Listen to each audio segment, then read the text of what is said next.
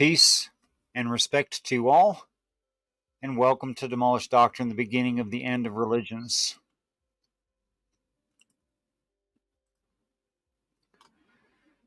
So until some people come in, I will hopefully amuse you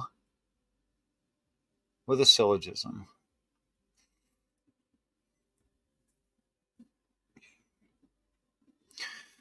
For anyone who's not familiar, a syllogism is a structured argument, and where the argument is both valid and sound, must be true.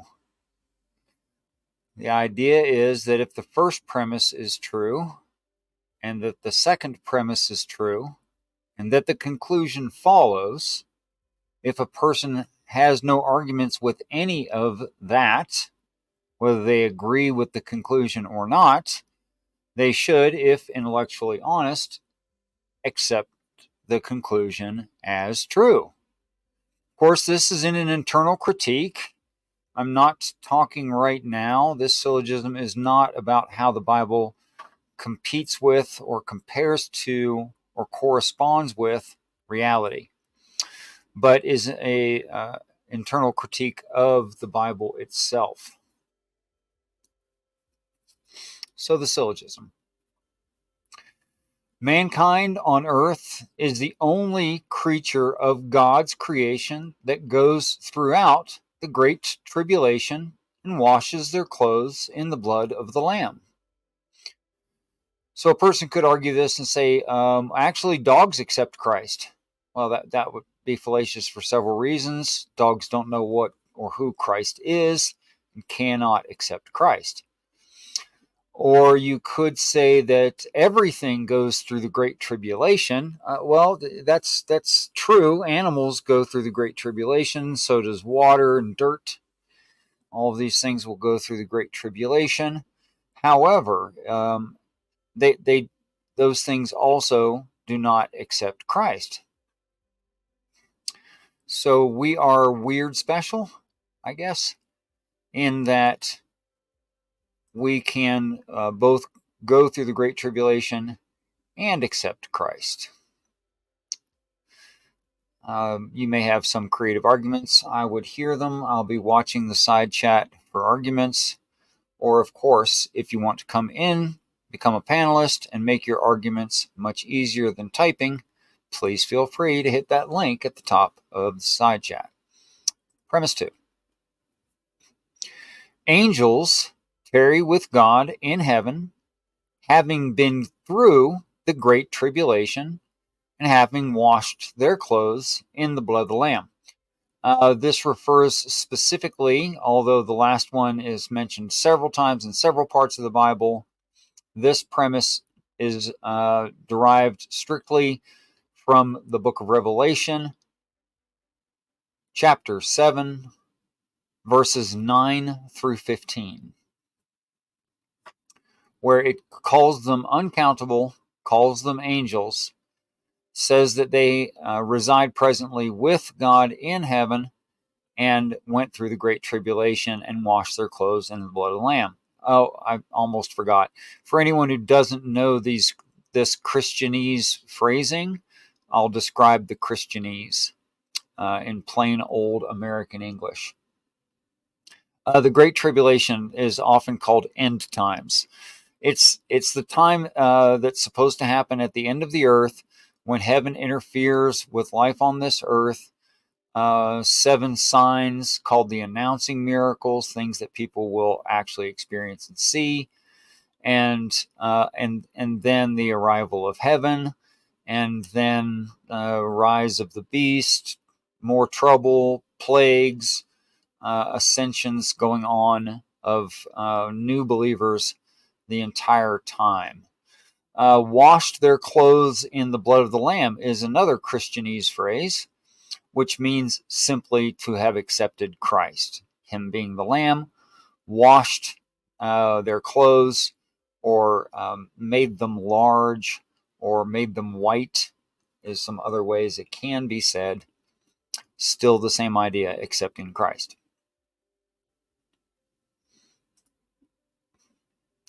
So here's the entirety of the syllogism. I wonder if I can get this. Does it have this feature where you can scroll up and down just a little bit? No, it doesn't. I'll read it to you just the same. Mankind on an earth is the only creature of God's creation that goes through the great tribulation and washes their clothes in the blood of the Lamb. Angels tarry with God in heaven, having been through the great tribulation and having washed, past tense, their clothes in the blood of the Lamb. Conclusion. Angels were once mankind on an earth. So does the Bible make claim number one, premise one? Yes, it does. Does the Bible make the claim premise two? Yes, it does. Are they related? Yes, they are. Does the conclusion follow from the two premises? Yes, it does. So the only way around this is to say that Revelation 7, verses 9 through 15 are not referring to angels. And the entirety of your argument is going to hang on the word "and" in that verse. The problem with that is actually twofold. The word "and" in late Middle English could mean, as in today's modern English, aside from that or along with that. It could mean either one. But it's going to be a weak argument. Peace and respect. Grant's Modern Life. Thanks for coming by. Appreciate you. Feel free to hit that link. I promise that I will genuinely attempt to hear you and treat you with the respect that a future angel deserves, because I believe that is what you become. And the chances of you not becoming an angel, as far as I can figure, is one chance of failure in 264,031.4 people. So I have not even met 264,000 people, which means I've likely never met somebody who's not going to be in heaven, which is pretty cool. Okay.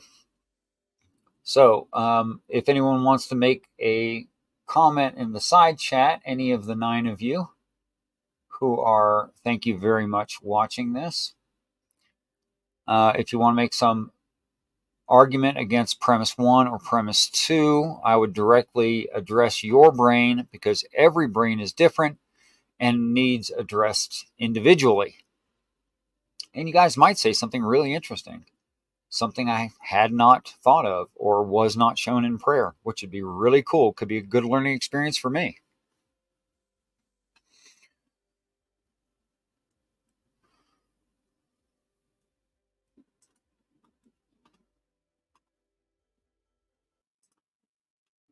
All right.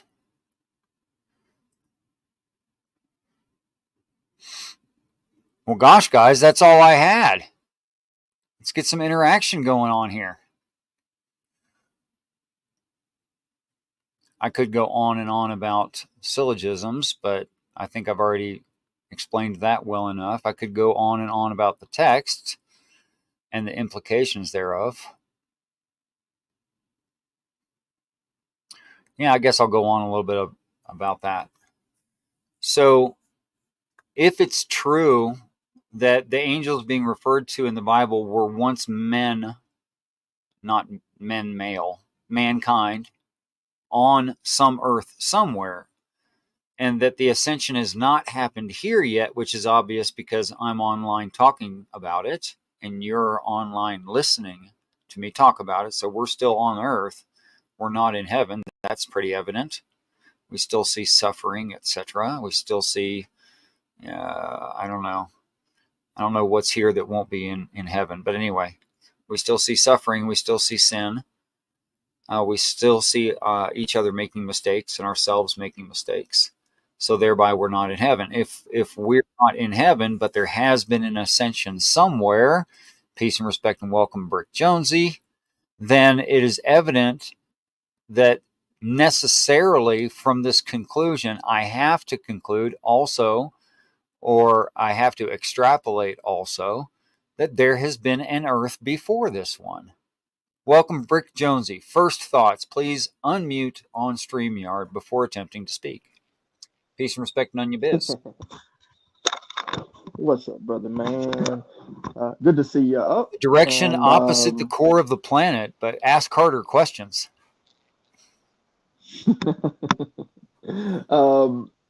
yeah, man. I appreciate the syllogism. I was curious actually about specifically the angels Yes. referenced in your syllogism and who that might be. Yes. Okay. Well, I'll tell you what. I'm just gonna bring up. I recently learned what quick nav means. It's super cool. You know what quick Okay. nav on Blue Letter Bible does? No, Do you use Blue Letter Bible at all? Ever? I do. I actually started using it once I So if you hit the heard quick you. nav button, can you see my screen? Yeah, I can see it. Yep. Okay, so quick nav right there, right?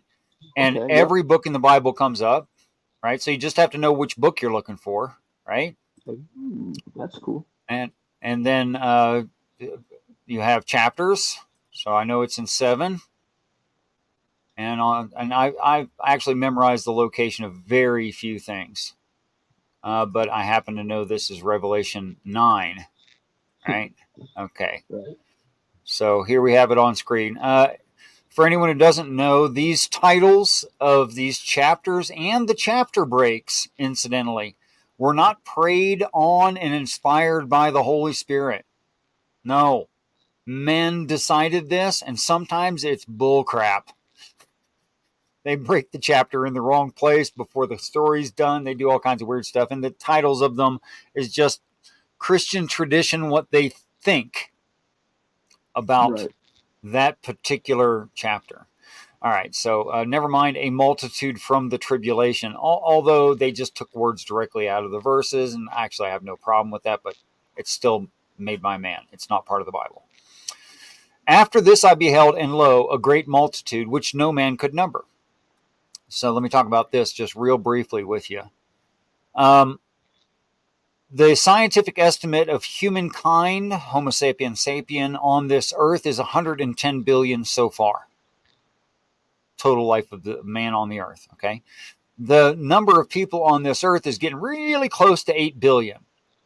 Okay, so we do have those are numbers. That is to say, we've numbered us. So that's the first evidence that it can't be talking about us. Okay. And who are they? They're of all nations. That means Jew and Gentile alike, right? And it reinforces it by saying kindred, people, tongues. In other words, everybody. Okay, so it's part of it's everybody. And they stood before the throne and before the Lamb, clothed in white robes. White robes means already purified, right? And Nice. palms in their hands. This refers to the tradition of Palm Sunday and such like that. Mm-hmm. Yep. And what did they do? And they cried with a loud voice, saying, "Salvation to our God, which sitteth upon the throne, unto the Lamb." Okay, so that's like saying, the reason we are here is due to God in Christ. Good enough? Yeah, I like it. Okay. And then it calls them angels. And all the angels stood round about the throne and about the elders and the 4 beasts. So there's the throne room of heaven right there, right? The Okay, so throne, the elders, and the 4 beasts, right? yeah, that was actually my curiosity there. So because I couldn't remember if it would have been referencing the elders, and clearly here there is a distinction. Yeah. Okay, so this is another way of saying they're already in heaven, right? Gotcha. And fell before the throne on their faces and worshiped God. That is, again, reinforcement of the idea that salvation is from their God. That's how they end up saved, which makes sense. That's very Christianese. Works well for me. And here's what they said: Amen, blessing, glory, wisdom, thanksgiving, honor, power, and might be unto our God forever and ever. Amen. Which means all of them are in agreement and on some fundamental things. Problems? You good? No, that's good. Perfect. Okay. And one of the elders answered, saying unto me, what are these which are arrayed in white robes? And whence came they? Okay, so this only refers to one group. Which one group? If this is two different groups, the great multitude and the angels, why they only ask about one?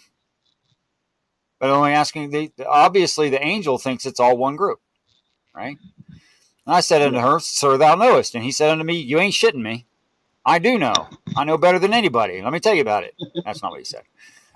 These are those which came out of the great tribulation, washed their clothes, washed their robes, and made them white in the blood of the Lamb, which is Christianese for went through end times and accepted Christ. Yeah? Yes. Bibleese, not Christianese. Therefore, so whenever you see the word therefore, always ask what's it there for. Well, in this case, the therefore is there for the reason to point out what is going on here. They are, present tense, all right, they are before the throne of God. Yeah. That is reinforcement of being around the elders and the beasts and the throne of God. They're before the throne of God, serve, present tense, day and night in his temple, right? So again, it's angels. He that sitteth on the throne shall dwell among them. That's one of the promises of, Christ in heaven, right? They shall hunger no more, neither thirst anymore, neither shall the sun light on them. What? Why did the sun ever light on them? Why is that a never again? Why is that a no more? Yeah, that is interesting. Nor any heat. What? They felt excessive heat at some point? Okay. For the Lamb, which is in the midst of the throne, shall feed them and lead them unto living fountains of water, and God shall wipe away all tears from their eyes. Who's that a promise to? That's a promise to us, right? Okay, I'll hear arguments.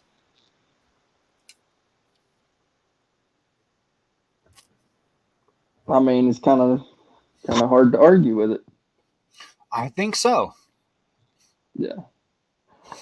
I mean, so the traditional definition of angel is just messenger anyway, correct? Sure. I mean, at times you are an angel of God. Right. Kind of like a prophet, more or less. Same thing. Except for the prophet actually tells the future.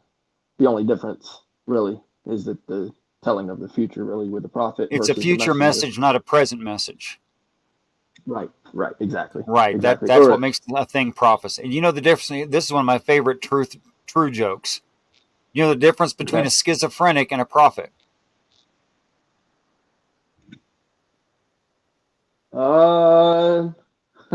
Just be honest and you'll have the answer. Oh, is that the answer? No, just tell me the actual truth of the matter, and that will be the answer. Oh, the schizo is crazy. Yeah, the schizo is crazy, and what the prophet says actually comes to be. That's the difference. Yeah. They sound exactly the same to an onlooker. Yeah, the voices aren't real in the schizo's mind. Yeah, or they're demonic. One of the two. Could be the person, could be demonic. Hard to say sometimes. True. Yes. Yeah. I know plenty of people who've dabbled in drugs and ended up saying demonic things. Yes, the drugs will do this to the mind. That is true. Well, I think it just relaxes the mind and makes it more accepting of things it would normally reject. And I think that's the issue with drug use and demonic possessions. I think that's why they happen. But anyway, that's a little off topic. Yeah, it's off What do you topic, think of the syllogism? I really want you to critique it if you have any critique. Okay, so let me go through it. Mankind on an earth is the only creature of God's creation that goes through the great tribulation and washes their clothes in the blood of the Lamb. That's absolutely true. Every bit of that. That's biblically sound. Yeah, biblically sound, exactly. Angels tarry with God in heaven. Tarry would be work. It's a late Middle English word meaning hanging around with. Right. Yeah. So go about their business, Basically. more or less. Yeah. Having been through the great tribulation and having washed their clothes in the blood of the Lamb. How about the having been? So that is a past tense. You want me to go over that part of the text? Having been? Yeah, that'd be great. Okay, hold on a sec. Yeah, like it.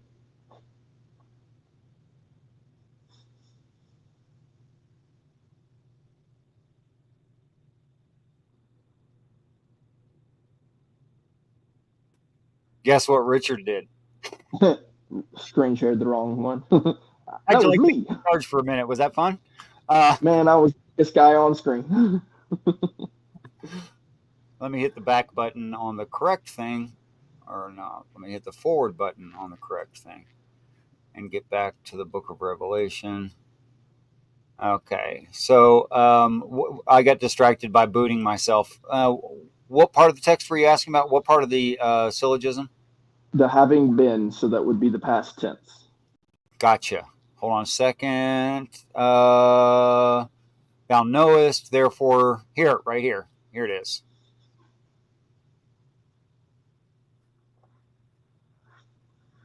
You aren't screen sharing?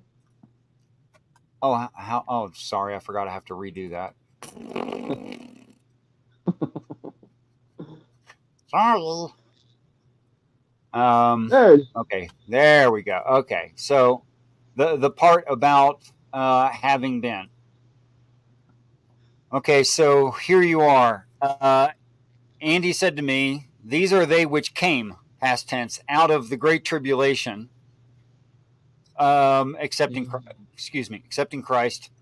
Here's what's interesting. I learned how to cure myself of the hiccups mentally when I was 13. You will not hear me hiccup again. Therefore are they before the throne of God, serving him day and night in his temple. He that sitteth on the throne shall dwell among them. So here it is. They went through past tense, and now they are enjoying present tense. Okay. So therefore are they before the throne of God, served him day and night in his temple. Yeah, the key right there is in his temple, which that his should be capitalized in my opinion, but that's okay. Yep. Who else's temple would it be? Of course. Yeah, exactly.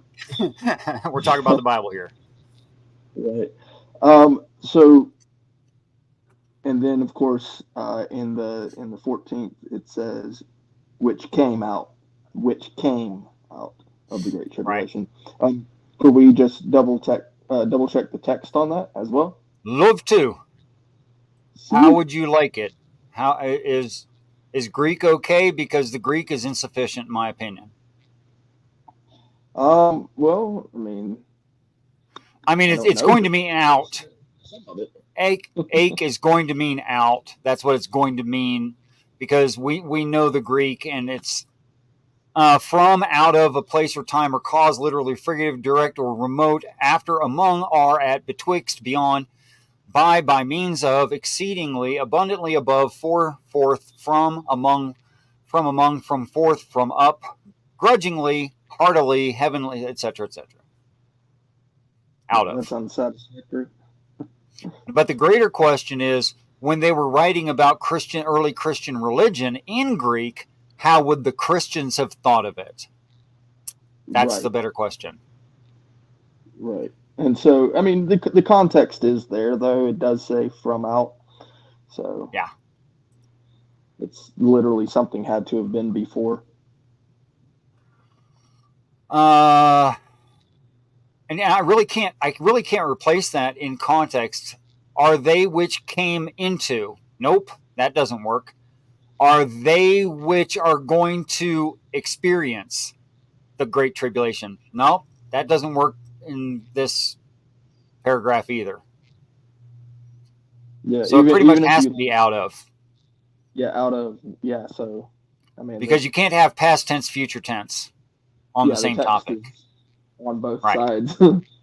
Right. That would make no sense. That would just be confusion. So it can't mean, it has to mean past tense came out. Very good. Nice. Yeah.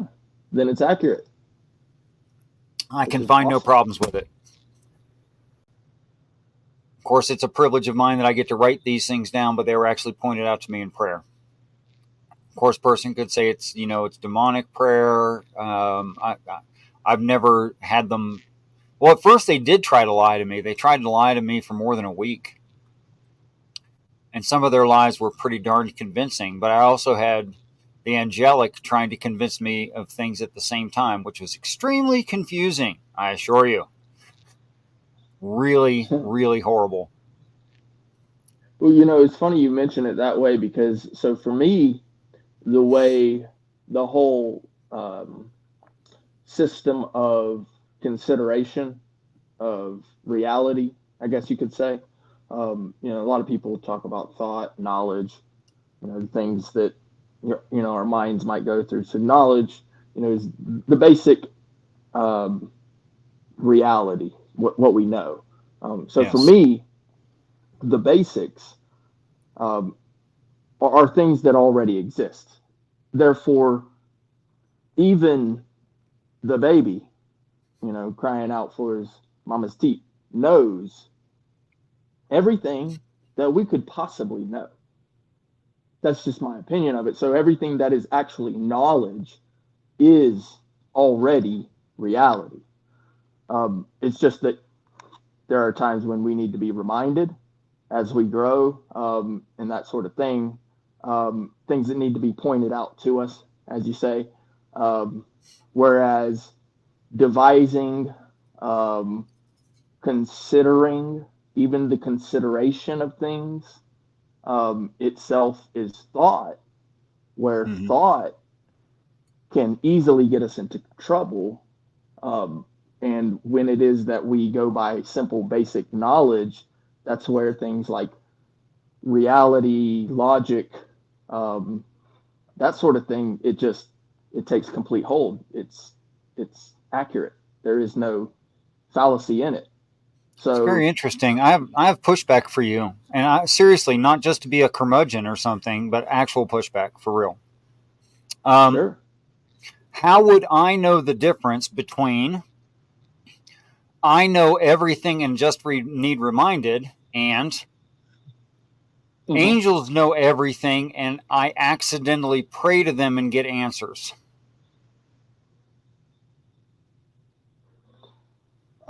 So the consideration of reality for each one of us Mm-hmm.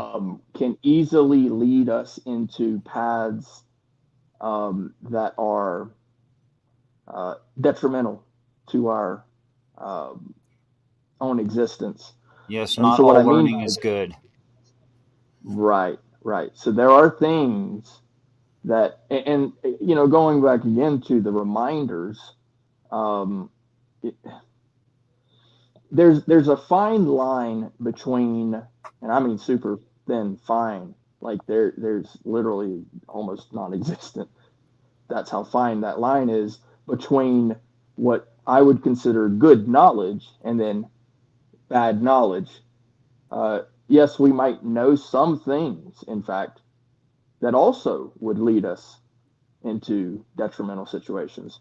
Um, so when it comes to like um, somebody tells us, you could jump off that bridge and survive, even though you know good and well that there's actually a good possibility of rocks being in the section where you're going to jump off into the water. Say there's water below. You know there's water down there, but you also know that there's a good chance that there's rocks in that section, but the person told you that it's okay.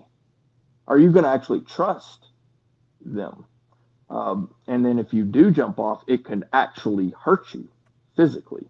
So in that case, the knowledge that they gave you was actually bad knowledge. You do know that their words were fallacy.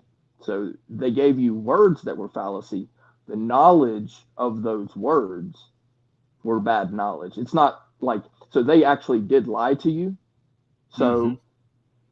So you don't know that they lied to you until you actually check it, or you jump off and get hurt. But then it becomes, did you, consider the situation?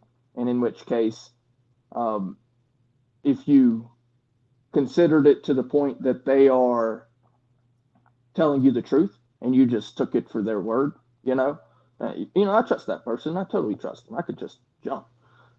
Then that's where that poor reasoning.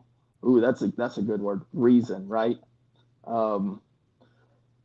Yeah, That Jesus was reasoning. fond enough of that, and the Father was fond enough of that to write it down. Yes, yes. And so considering, right? And I use these words liberally: consideration, reality. The reason. So the reason that I've kind of took a notice to this kind of reasoning of knowledge versus thought is literally in the English language, all of the letters actually have special meaning.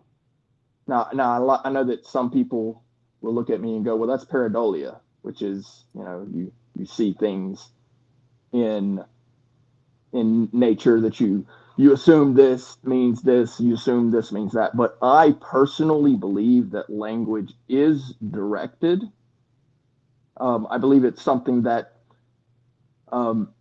was created for us to use. So even the writing itself. So there's basically three things that basic knowledge gets us through, and that is, I know I'm being. This is super broad. I mean, you can actually break it down even further, but there is um, um, sight, sound, and then writing. And writing is the same thing as um, your words, right? So that's the three versions of writing. That's the three versions of words, three versions of communication, which is so you can see it, you know what you're looking at, you can hear it. Somebody says something, or you hear a tune or birds or whatever, you hear it, and then you can actually physically read something and also gain knowledge. Now, if you consider one of those three versions of uh, communication, which is language, if you consider any one of them, then what you're going to do is you're going to internalize it. You're going to quote unquote think about it. The issue for that is that now we are leaning upon our own understanding. Nature takes its course regardless of our understanding of some communication that we've received. Basic knowledge is received at birth, really. I mean, even in the womb, there's things that we'll begin to conceptualize, if you will. That's my opinion of it. The fetus is definitely a life. So as we conceptualize reality and we grow, the basics of knowledge do not change. They're completely unchangeable. Reality, nature, that sort of thing. We exist in reality. So it's things like logic, right? When you say logic, that's supposed to mean something that's like there is no changing logic. Of course, the creator of logic, knowledge and all of that. But with thought, that's where devising comes in, and we can change. We believe that we can change the basis of reality. We can change the basis of knowledge, and that's where Oh theory is. gosh, I don't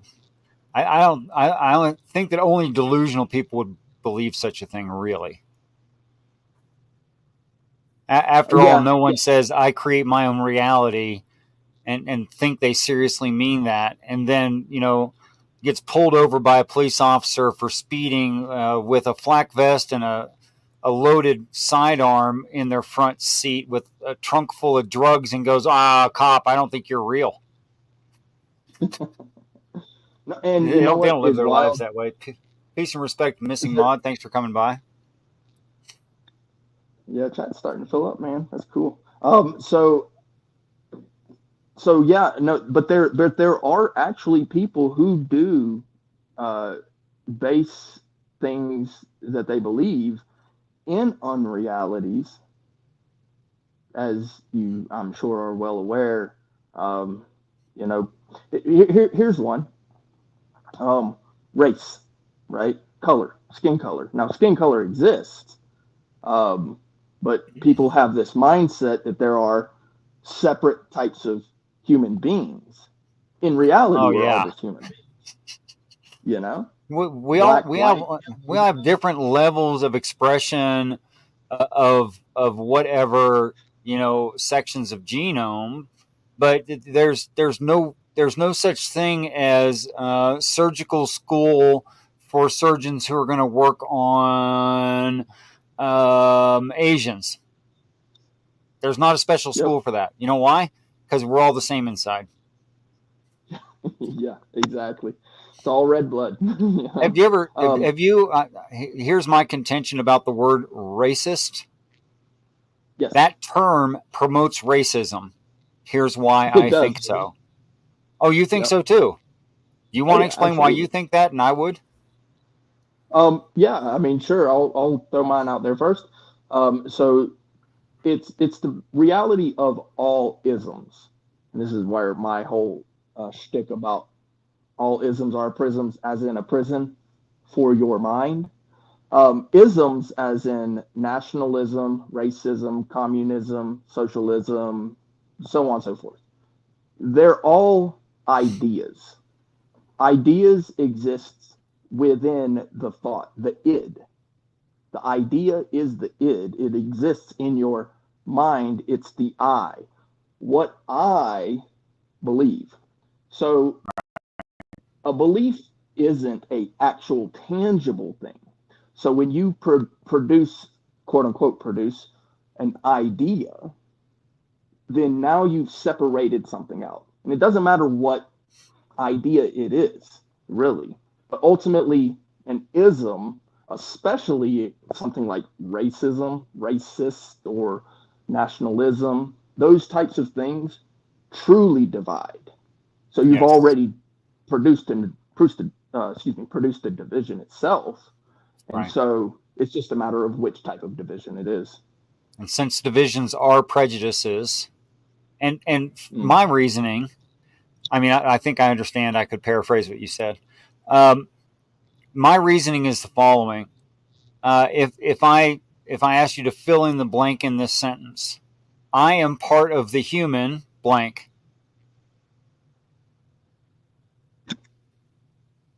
Your answer? You, I am part of the the human blank. G- genome. Um, well, we were talking about race.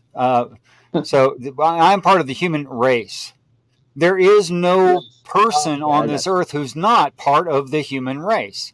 So is it possible Right. to be racist since we're all of one race? No, you'd have to hate dogs for no reason. That would be racism. They're part of the dog race. That's a different race. It's not the human race. It's not the same race as you. So they Right. promote the idea like saying it's racism as if there are different kinds of humans. There aren't. Well, it'd be almost like saying it's as dumb to me as saying things like animalism or plantism, right? Because you've separated the life forms. Yeah, you Yeah, call it I'm a plant. plantist. I'm a plantist. Yeah, I wrongly and without any actual verifiable information hate plants. That's Right. why I eat them. Yeah. Well, because it'd be like, okay, so there's a life form called a plant. There's a life form called an animal. There's a life form called a human being, right? And Sure. then there's the different human life forms, and we could describe them down. But really, ultimately, we're all part of life, and even life itself has a bigger term called creation, right? And so when you start dividing each one, it's how far down do you go, right? Right. And if your mind goes so far down to descend your mind into dividing humankind, it's like, do you even really understand? You I got to know? tell you, man, my mind goes so far down, sometimes I trip on it. Hey, it's a bag to carry around, man. And it's droopy. Not a whole lot of muscle tension there. No striated muscles in the brain. None. Zero. Yeah, man. uh, actually, I like this one better, Odin. Acorn lives matter. How about that one? that's a Acorn lives matter. That's right. But is an acorn an oak? Even if it hasn't gestated, is it an oak? That's my question. no, no. I say no, not Okay, quite. then based on your answer, neither egg nor sperm is a person. And I agree. Not No, eggs nor sperm are people. I do agree right? with you. However, once germination occurs, is it an oak? Yes. I agree. Once that seed opens up, when it comes to plants, it's a little bit different because really, ultimately, we're describing a seed versus the germination, and then when it comes to human beings and animals, the like it's like the cracking of the egg. Um, the Oh, egg itself. That I there's kind still a of chick. disagree with you on the germination of seeds. Here's why. Okay. Seeds collect information from their Oh, that's a good point. environment, and that is what actually decides what their genetics are going to be, Right. Yes. which is So it's really actually, freaking interesting stuff. yeah, it's actually interesting because so once it begins to take I mean, at an on, epigenetic level. Peace and respect. right. Welcome, Von Erich. Go ahead, sir. I'm sorry. Yeah, so like inside of the seed, once that life begins to grow, that's a good point. Mhm. Like an acorn or peach seed or any type of seed that's part of a plant. Like so, really, ultimately, if you're considering things like is a fetus, inside of the womb life, and we say yes, if that's so, then even the plant, the seed inside of the seed, that life as it's beginning, like before even it breaks open, before it breaks open, there is life in there. That's a good point. Yeah, so let's talk Oh about man. abortion because that's really what I'm trying to talk about. What's your stance? No, I really have these arguments, these discussions to empower people. That's why I do this. You know, I want people Yep. empowered to believe what is. So I talk about what what way can I look at the Bible that is realistic and comports or corresponds with reality. So that's why I talk about that. Um, I want to talk about all of these kinds of topics like abortion because I believe there is no actual uh, logical rationale to support abortion other than in emergencies. There is no actual good arguments, and there's already laws based on these things as well. Yes. Yes. I agree. Uh, Jay Well, and Pastor, when you say what was the laws, equivocation? Come in and make it easy for yourself, or use 3 blocks of text to describe, whichever you prefer. But you'd be welcome in here, of course. Um, what were we talking about? Oh yeah, okay. So I said there's no good argument in favor of elective abortion. Go ahead, I'm right? listening. Yeah. No, that's the same way that I feel about it. And I do believe that it's an evil act. I use these words very carefully, because ultimately you are destroying a life. And to what end? Is it, because you just you just feel like you won't be able to provide for it? Well, there's what is it? 7, 8 billion of us on the planet now. I think it is. I believe it is. Pretty sure humans have pretty much got this planet locked down to be able to take care of each other. Well, minus the greed, that part. There's just too many of us to say, is that life worth it? No, it is. It absolutely is. And we're already, you know, using the environment around us to promote. Can't hear anything. What's up, Theo? Peace and respect. Welcome, Theo. Yeah, mate. I was having trouble with my sound there. I had it turned down. It's a little reverb. I got reverb there? Just a No, you don't now. I think you bumped the microphone, and that's what caused that reverb. Okay. Yep. Go ahead, Brick. Floor's yours. Okay. So yeah, there's just, it's really just too much ability. There's too many people around you who will absolutely pitch in and show appreciation for that life that exists. I mean, like, so like, I've got a really big family. Not like my immediate family. My immediate family's actually dwindled a lot in the years. Like, I'm getting older, and that's just kind of what happens.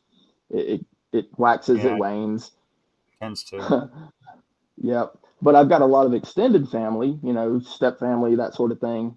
It stretches on, and then friends, friends. And one of the things that I do know is I really don't know of any that wouldn't pitch in.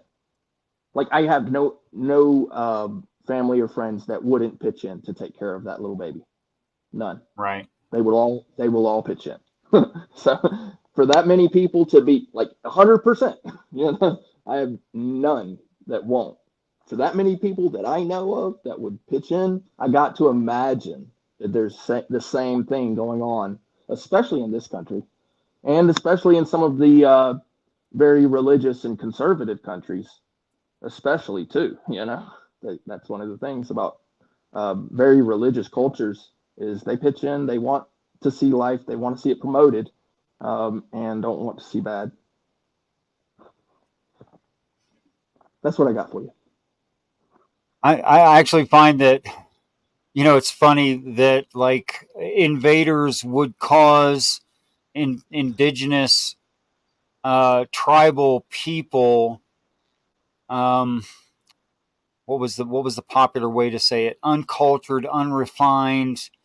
What was the word that they used in the United States? Something Heathens. like heathen. Something Yeah. like heathen, but it meant worse than that. Anyway, it's funny to call such people that when most of those people were living peacefully in harmony with nature, abusing the land and each other as little as possible. Go ahead, Theo. I know you just had a thought. I saw it. Saw it out of the corner of my eye.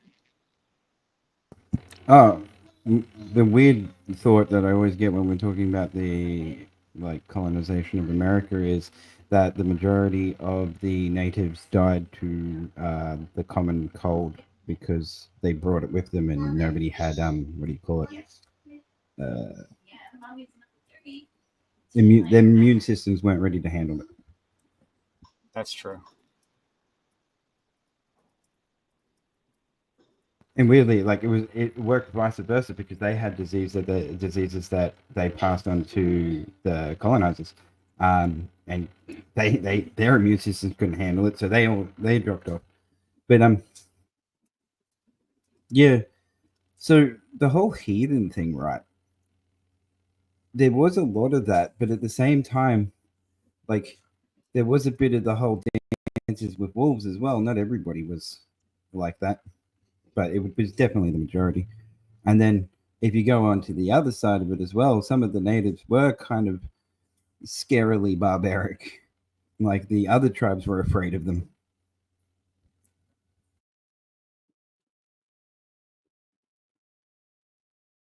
I need you to wrap that up and put a bow on it, Theo. Somehow I missed the point? Not really a point, just some observations I've made in my research.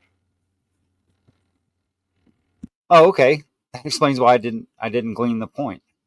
Okay, so I was kind of talking to Jay Pasick simultaneously, so I was like 1/3 distracted or something. Would you say those things again, because Brick is not commenting and I want to? Okay, so yeah, when the colonizers came, I would say that the majority of them were definitely like racist and that sort of thing, calling the Seems that way. tribes barbaric, but it wasn't everybody, which doesn't really make it better. But on the other hand, some of the tribes of the American Indians were actually kind of scarily barbaric to the other tribes that were around there. Like, yeah, they were, some of the tribes were pretty damn nasty. That is true, but of course I could say that about any large people group. Yeah, of course you could. Yeah, there's always bad ones. There's always bad apples in the bushel. There always is. That's a condition of life. Yeah, and so I wanted to comment a little bit on that too. Is, that's a good discussion to get in. So peaceful resolution actually is a fairly new concept within humanity and in the world as a whole, from my perspective. That up until really, this, in my opinion, it really kind of started a little bit before the French Revolution, but the French Revolution really kicked it off. Is that people were just fed up with the whole conquering bit, and then the people were coming to the agreement that perhaps battling it out, just lining folks up, and then taking a line of shots at each other. It's like, see which one falls. That idea, it really was becoming old and barbaric, and so the idea of peaceful resolution being fairly new, spreading as an ideal way to live and to rather do business, kind of like borrowed over from the Silk Road, but just without the barbaricness of it. The idea of that, and the not owning slaves came later. Rather just the man is worth his salt kind of idea, especially moving into the late 18th century and the early 19th century. Technology, the Industrial Revolution came about. This whole idea of peaceful resolution and let bygones be bygones, even if the worst case scenario, somebody did wrong you. That is very, very new to humanity, and the people who actually came over to conquer, and they were conquerors, the Americas. Some of them, very few of them, were trying to get away from the conquering idea, but the majority were coming from Germanic era tribes, and then before that would have been Romanic era tribes and tribalism and that sort of thing. And as it's gone through the centuries, the past, really, since, I'd say, even before that, like the early tens, like, I know 1066 was supposed to be a big, big year for humanity, and the idea of Christianity and the spreading of Christianity and the principles of Christianity. Most human beings on the planet really hadn't considered the idea of, what, I'm just going to get along with my neighbors rather than just destroy them and take what they've got. So it's an interesting factor that racism ultimately came about of the idea that a skin color, not tribe, but a skin color would divide. So tribalism was the actual reality of humanity, and tribalism being like family, this tribe of what's really a family unit, even to the point of if you lose a lot of the tribe, and you've got this tiny little family unit, you still stay within the tribe and you conquer other tribes. And that's been the reality of humanity for up until about 200 or 300 years ago. You know?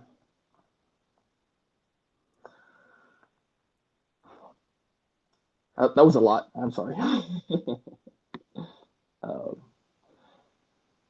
But yeah, any views? Oh, there's always views. Problem is, I'm just too much in agreement with you. Well, I'll bring something up then. So when you say that humanity sort of at large decided we're going to stop going over and conquering and taking places by force, that actually happened here in Australia when Britain came here to Australia and started to colonize this place. There was this idea that we don't want to go to war with the native tribes. However, in underneath that guise, they did some much more horrible things.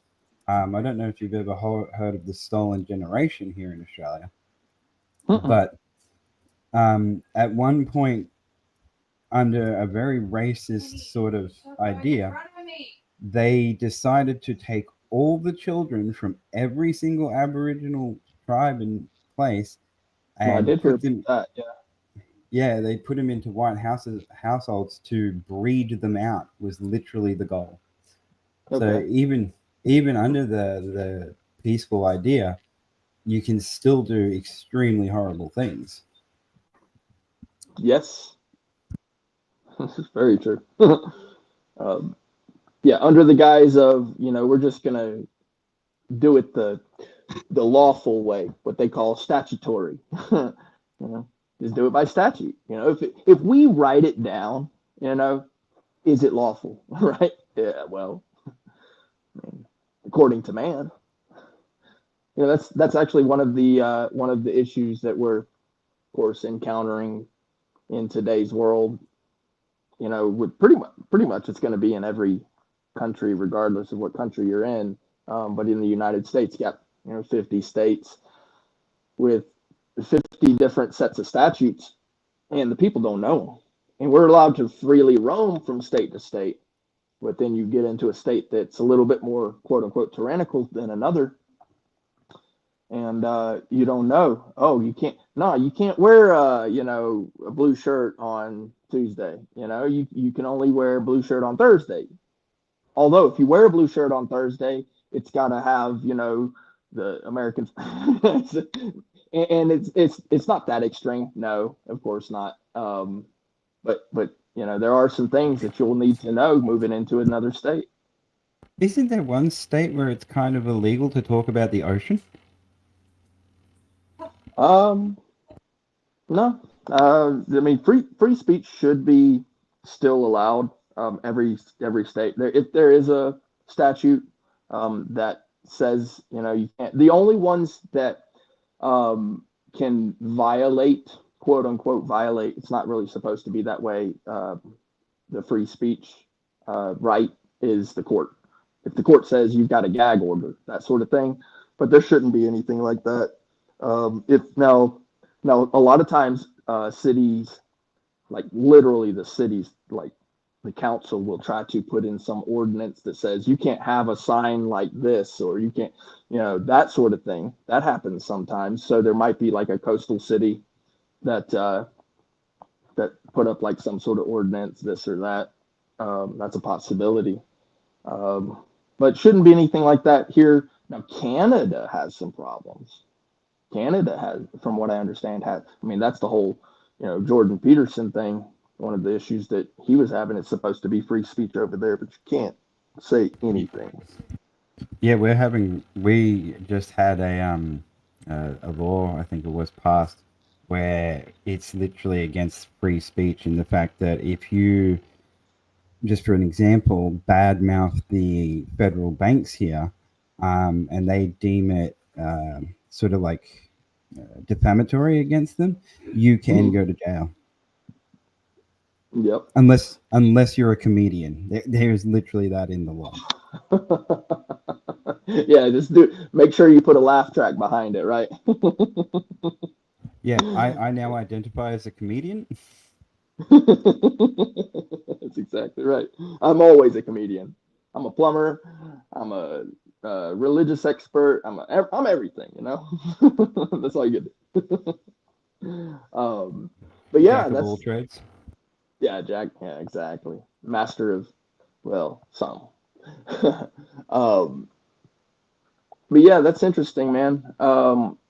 And it is pretty wild. So there are some issues with some of the quote unquote free speech platforms here in this country. But one of those things is that people don't realize that business is a business. It's not the same as um, just being on the street saying what you want to say. So people say, well, I got my channel shut down because of blah blah blah. Well,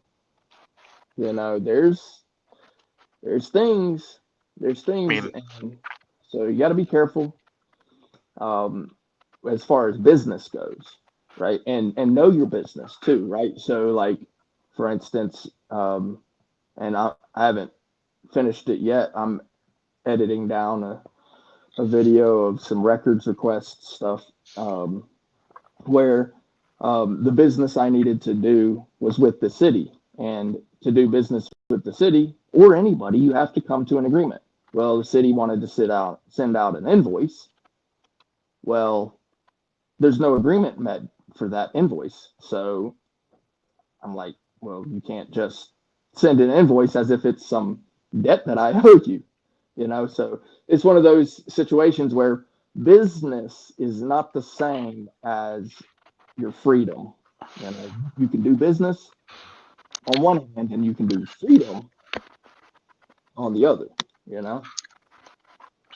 I mean, The, isn't there like I think there's a problem where um in the U.S.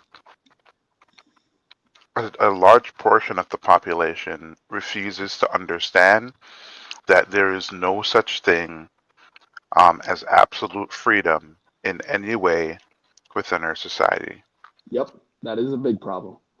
Huge problem.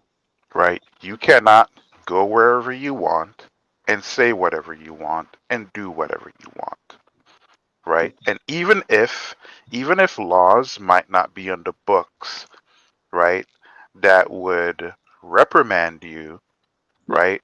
The people, right, they can reprimand you, Oh, yeah, that's called natural law. right? So to me, I think it's weird when people complain about like YouTube or Twitter not having free speech and blah blah blah. The fact of the matter is, I'm sorry, there are some speech that's really not worth hearing or spreading, right? That's Because true. there are some extremely vile people that exist, and they will say things, whether it's with their voice or with signage or whatever, that are completely vile and offensive and hurtful, and that can incite people to violence as a result. Now, I think people don't understand that incitement is a thing. Like, there's a reason incitement is frowned upon, because once you incite a crowd, not only are you putting yourself in danger, you're putting other people in danger, right? And I think there are ways to express your opinion without inciting people, right? You can say, well, I don't like, it, I might not like lawyers, right? But you can't go around saying, shoot the lawyers in the state capitol or some crazy shit like that, Well, right? Because so, now they feel threatened. And because they feel threatened, right? Um, if there's laws on the books, right? They're going to be like, well, you're threatening an agent of the state or the federal government, and that's illegal. And you see what I'm saying? yeah, Like, I have a little bit of pushback for you. I mean, I don't know if you'll agree with this, but so with the government, right? So when it comes to the government itself, right? So I personally am a free speech absolutist. Like I believe that you should be able to say whatever you want. In fact, all the way up into the point of threatening and lying. You should be able to. The thing is I do agree with you that you shouldn't do it because of the problems that can arise with it. So the idea comes up of fire in a crowded theater, right? And that's literally the case law, the precedent from the court, and the court ruled that saying fire in a crowded theater really loudly to incite people into danger was illegal. So it's called incitement words. It used to be New Hampshire versus Chaplinsky. Now it's this. New Hampshire versus Chaplinsky was fighting words doctrine. Now it's inciting words doctrine. They kind of scaled it back. They said, okay, not fighting words, just inciting words, which would be the idea of it's inciting. It's not fighting words. It's inciting, like you said. But I believe that those words, even too, still should be you should be able to. I believe that stupid people would believe whatever they want to believe and do stupid things. So if I heard it, if I was in, say for instance, a movie theater or whatever, and somebody just got up and yelled fire, and it was a crowded theater, and all the people around me started rushing for the door, and they trampled each other because they're complete idiots and they didn't look around themselves to see if there was actually a fire. Did they smell smoke? Did they consider the situation? Did they actually form their uh, actions, or did they take action based upon reality and knowledge? Or did they just listen to some moron who screamed out fire in the crowded theater? And then instead of everybody looking at him and then a couple of guys getting up and whooping his behind, that's what I believe should have happened. But instead, they all got scared, panicky, and stupid, and trampled each other because of this guy. They should have considered the situation, didn't just jump up and panic like a bunch of doofuses, and should have looked at him and been like, "Are you serious right now? Natural law is fixing to take effect on your behind, not us, because we're not stupid. You're stupid for having done Well, that." the problem, there's a few issues there, Go right? ahead. Yep. One, if the situation is the circumstances matter in the sense that there are lives at stake in a situation like that. Because in a theater, absolutely, a fire could start in a part of the theater, right, Mm-hmm. where Yeah. the people who are watching the movies initially they won't smell anything or hear anything, but that Gotcha. fire could be by like a gas main or something like that, right? Or Mm-hmm. like a gas tank. And once that blows up, right, if the people aren't out of the building as fast as possible, right, Mm-hmm. there's a lot of casualties, right? And so ideally, you don't want to. Yelling fire is not necessarily the problem; it's the circumstances, right? So I think I think it's even deeper than that because if you work for a engineering company and you guys the company invented something, right? Yeah. And as an employee, right, let's say you and your manager got into it and let's say you get fired, right? Do you have the right to take the intellectual property and information and share it to the rest Distribute of it. the world or Yep. sell it to everyone else? Mm-hmm. That's technically speech, right? And so, to me, at least, you do not have the right to that, right? You do not have the right to that speech, and nor do you have the right to yell fire in a theater unless there's an actual fire, So I don't think anything is necessarily wrong with talking about something. I Hmm. think this the situation or circumstance is important. You should be able to talk about anything. Doesn't matter how gross or but I think how weaponizing speech or using speech to hurt or disrupt, I think people should be perfectly fine with dealing with the consequences that come with that, Well, right? when it comes to that, would it be prosecution by a governmental authority, or would it just simply be natural law? I mean, either really, Well, see, or both. there's where I have the problem. See, I don't believe that the government should get involved with that because here's why. So not everybody is mentally stable. And so what happens is not only the mentally unstable, but also children, particularly children, are wild. And so then we would just simply be prosecuting the mentally unstable and the children for being who they are, saying words. And so that's my biggest problem with it. Just to get down to the I brass mean, tacks. uh, you do understand there are laws governing prosecuting people who have mental issues in children, right? Like they're not going to willy-nilly just go and prosecute a kid, who's playing Call of Duty that calls someone the N-word, right?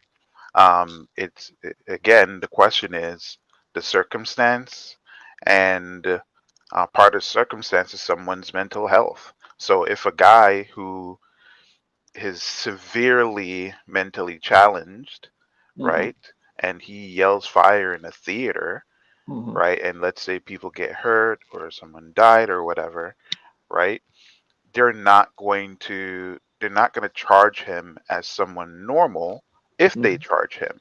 If anything, they'll probably just put him in an asylum, Yeah, well, see, and that's where right? the thing comes in is that's prosecution, right? So the thing about it, so in this country, Yeah, everyone has to get their day in court. Ain't nothing wrong with that. well, the problem with that is Ain't that nothing the wrong with that. officers No. Sorry. the officers actually have the authority to take you on site from where you are, literally put their hands on you, grab you, put you in chains, put you into a tiny little cage on wheels, and haul you off to a dungeon immediately. They Yeah. can, right? And Yes. so they can do that with mentally handicapped people who don't know what they just did, and Yes. children. They can do that. They Yes. have that authority. So Yes. that's the But they're problem. not. Yeah, but I but they don't I have have the to ask final something. say. Oh, go ahead. I have to I have to ask something. So does America have the same logic that with the danger to yourself or others? Um, no, actually, it's even worse than that. Um, so yes, they have that. There is that in certain states. Um, in Florida, it's called Baker acting. They can Baker act you if there's certain people who've made enough phone calls and they feel like you're dangerous to yourself, and they have pretty much it's a prison. It's not a mental health facility. It's a prison. Don't let them fool you. Where they can put you in the dungeon. But then there's also what's referred to as officer safety. So officer safety allows officers to just come up and grab you because they're suspicious of you. So that's a totally different thing that they can literally just grab you, put you in handcuffs, and determine whether you're a danger or not to them. That's from a case. That's from a case law. It's a very problematic case law called Terry versus Ohio. It's called the Terry stop. It's also called stop and frisk. And what it's produced is statutes surrounding the case law that the states know about now. It's old 70 or no 68. It's either 68 case that basically has grown the prison system along with the drug war. because Yeah. drugs are a big problem in America. I mean, the system is working in a particular. Like, I will completely agree with you Yep. in that there is a prison pipeline system, right? There is a iron triangle that maintains that system, right? However, in terms of the authority that officials have to detain people, right? Mm-hmm. Because being detained doesn't mean you are prosecuted.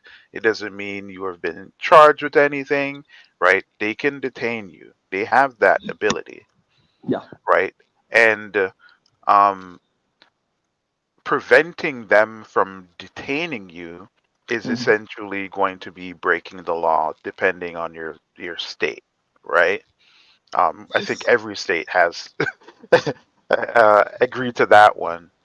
Now, the interesting thing, and I think the cool thing about the US that a lot of other countries do not have, Mm-hmm. that a lot of people take for granted, Mm-hmm. is that the ability to get some recourse, right? You can sue the fuck out of a police department for millions, or sue the state. And even if the state, because obviously, right, some states might have, depending on the situation, politicians might got deals going on and a bunch of buddies might be friends. And let's say, even though they know you're right? Guess what, bro? If they don't wanna if they don't wanna give you the justice you deserve, you can take that shit federally. The federal the federal dudes, they don't have that close a relationship as the state guys will have, right? And the state will have to fight you in a court that is not geared towards them. And guess what too, right? You ain't even got to worry about lawyer fees at the end of the day, right? Because when you sue them and you win, you Mm-hmm. are going to be getting millions and millions of dollars, Yeah. right? Now, a lot of countries do not have that. Yes, that is true. Now there is, like you were saying, there's a monetary value that's placed upon in there.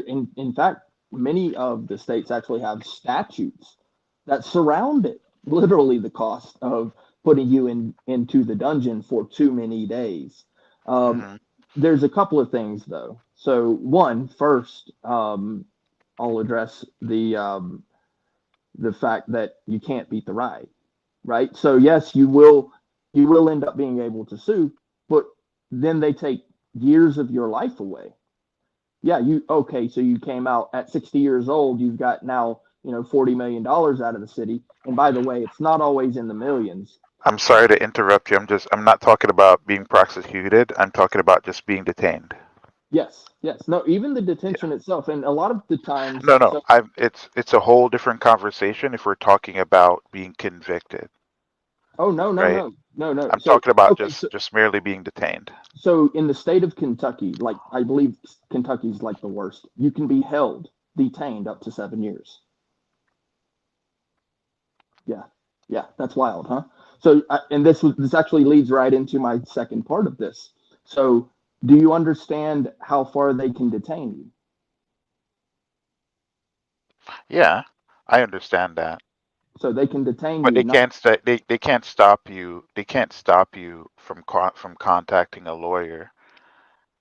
oh, believe me, they can. They I'll tell cannot you. prevent you. There are federal laws against that trump any state. Now, The feds would literally walk in that shit and pluck you out of that prison if if that they was detain you. true, if that was true, then there would be no innocent people in jail. But there I are. don't understand. That doesn't So, follow. so the people who are being held without bond, without due process, the No, people. that's different. Now you're going to something different, right? Okay, let's go in steps, right? Mhm, So, um, let's say I'm walking while being black in mhm, Kentucky, right? And they arrest me, right? mhm. I didn't do anything, but they arrest me, Sure. right? And they detain me, right? Yes. Now, I'm sitting there for, let's say, I don't remember the exact amount of time, but there's a, let's say it's like 3 days, right? They have to allow me to contact my lawyer, or present me with a defender, after 3 days, No, right? And no, no. I'm sorry that it's not accurate. No, it's no, 7 no, no, years. I am not. I'm not saying. I'm not saying. What I'm saying is accurate, but I do know there's a set time where you have to get access to legal representation. Yeah, legal representation, as well as what's more important than that, which is to know what you're being charged with. Yes, there's that too, right? They got to figure that part out. But let's, you're absolutely right about that. But let's just, for the sake of the conversation, right? Mm-hmm. Let's say they even know what they want to. Let's say they want to charge me with jaywalking, Mm-hmm. right? And for whatever reason, that officer felt like I jaywalked so much that it was worth detaining me, Mm-hmm. All the right? way into the dungeon. Yep. Yeah, throw my ass in the dungeon, right? Yep. Now, let's say 3 days pass, and again, I Mm-hmm. don't know, I don't remember the amount of days, right? But 3 days pass, and I didn't get my phone call, and I did not get access to any legal representation, Sure. right? And let's say they decide that, hey, they're gonna hold me for 7 years, right? Yeah. There is one that's gonna be kidnapping, Yep. right? That's right.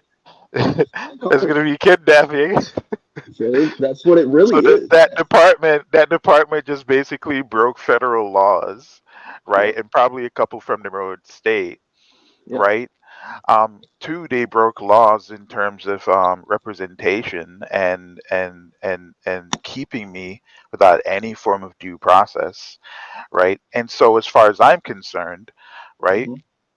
if I'm stuck in a cell for 7 years without Mm-hmm. any of those things, best know that I will be a millionaire. And that department, every single person in that department is going to be jobless. Well, So I if the statute allows them to hold you that long, you won't get a dime from them. No, I absolutely would, No, the statute allows them to because hold you for that long. because statutes, right? Mhm. State statutes do not trump federal statutes. As a matter of fact, your local statutes don't trump your state statutes. Like, there's a hierarchy to these laws, right? And so if it's a situation where somehow that town has statutes that goes against federal law, Mhm. right? Not only will I be able to sue them and become a millionaire, right? Those statutes will most likely be changed. So we'll go with a smaller amount of time. Florida. Florida's actually 2 years. So 2 years is the actual time for Florida that they can actually Mm. quote unquote hold you. It's called a hold, by the way. It's not called a uh, detention. They call it a hold, and the reason they call it a hold is because sometimes they'll be quote unquote holding you based upon another county or another state's charge, and so that county or state has the opportunity to come and pick you up within that time frame, up to 2 years in the state of Florida. It's the same thing with these other states. It's an exorbitant amount Yeah, of time, and yeah, so this other state, this other county decides, we want to charge you. They actually go and get a warrant, put out an arrest for you, or an arrest warrant for you. It goes out to all the states. It goes out, wherever, they have their NCIC check. Um, and if it's a felony, especially, then another state identifies you, picks you up, right? And then that state holds you in their jail, in their detention center for whatever period of time that particular state allows in the state of Florida. It's two. Say you were supposed to go to Georgia for the charges, the state of Florida picks you up, hold you in their dungeon for 2 years, you're not going to get a dime out of Florida for holding you. None. Well, Zero. Zilch. well, well, if they can hold me, because again, the only way they'll be able to hold me that long, right, is if I do not get any legal representation, right? And it's going to be a situation where if I don't get access to a phone call or a legal representation, right, then they're breaking the law, No, no, no, right? It no. doesn't matter. It doesn't matter even if they transfer me to a different, because eventually you have to charge me, right? You have to charge me with something. Well, that's why they call it a hold. No, I know that, right? But you can hold someone to figure out the specifics of the crime that's being um uh, uh, So, uh, uh, so we'll what's say the term again? 600 days later. That's a year and some odd months. Hmm. 600 days later, the state of Georgia decides to come and pick you up from Florida. That's within the 2 years. You go to Georgia, and let's say that the state attorney's supposed to charge you within 40 days, but they have like whatever their time frame that they can quote unquote hold you. They charge you within the 40 days. You are found not guilty, right? Then they let you go. Georgia lets you go. You were held. You were detained for within the proper amount of time. The due process worked in Georgia, but you were held in the state of Florida for just under 2 years. You were detained. That's not fair. And you Sounds like won't you get just a lost 2 years and didn't even do anything wrong.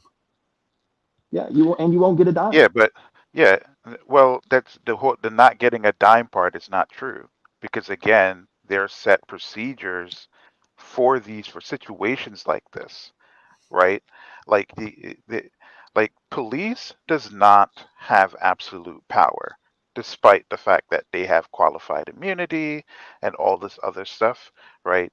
Um, they don't have absolute power, and each department they do have overseers, right? And so if it's a situation where someone is literally held for 2 years without even being told what they're being held for and not getting any legal representation whatsoever, Mm-hmm.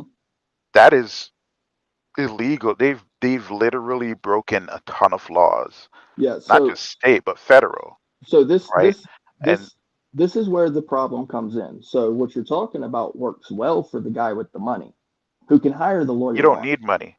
You don't need to have money. or someone backing them, but it doesn't work for the homeless broke joke guy. It can. No, it won't. No, it will What do you not. mean it won't? Because he wouldn't have to Now, pay a dime. He wouldn't have to pay a dime to that legal for that legal representative. Morgan and Morgan is not going to pick his case up. No, he won't. I've been through it. What do you mean? You don't. He doesn't need that. So the last two times public I went to defender. jail, You're referring to a But public defender, right? yeah, the yeah. last the last two But even times if I the but last two even if no the oh, last two times I went to jail, the first one of the last two times I went to jail, I was held for 3 days and without bond. They actually increased my bond, and then I paid the bond, and they held me an extra day. And I didn't get a dime from it. No lawyer would pick up the case. The second time I was held for 22 days, and both of these cases, the charges were dropped. 22 days, the charges were dropped. No lawyer would pick up the case. I'm a poor, broke joke. I can't pay for it. They want money, and they want a yeah, surefire but case that they can win, one where it's police brutality. They yeah, don't but But care if I, you I, are I held. want some the, anecdotal stories here. Batman, have you ever had to go to court and got a public defender? no, I have never been in a situation I where have, and let me tell yeah. you a one person, one off story that's not representative of reality, but it was my experience. My stepdaughter, while I was overseas as a subcontractor in a war zone, had access and power of attorney to my account to pay for my mortgage while I was overseas, not able to do it. Okay. And back then we didn't have things like automatic drafting and stuff like that. Um, She took $42,000 out of my account. The records existed where the same amount extracted from my account was put into her account.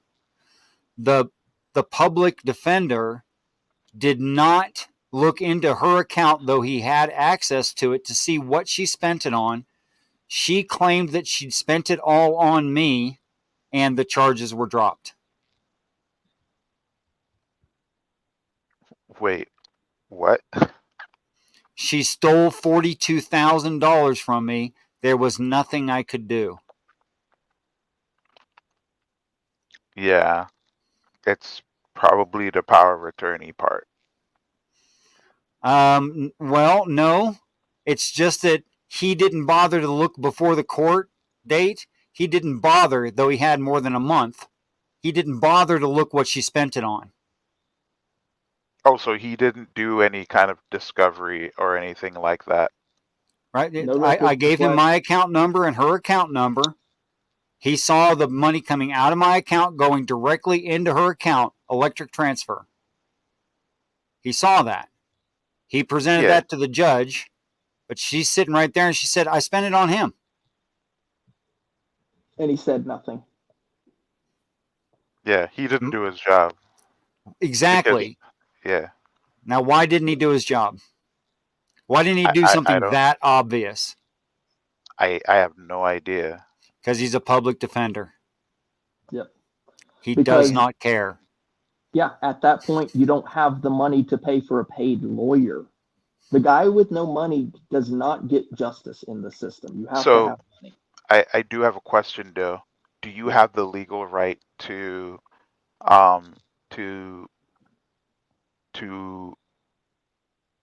change lawyers? Yeah, well, what they will do? Yeah, of course you do. Okay, so you have to file you have to file the paperwork. That's fine. It's a motion. So no. So if you have that option, right?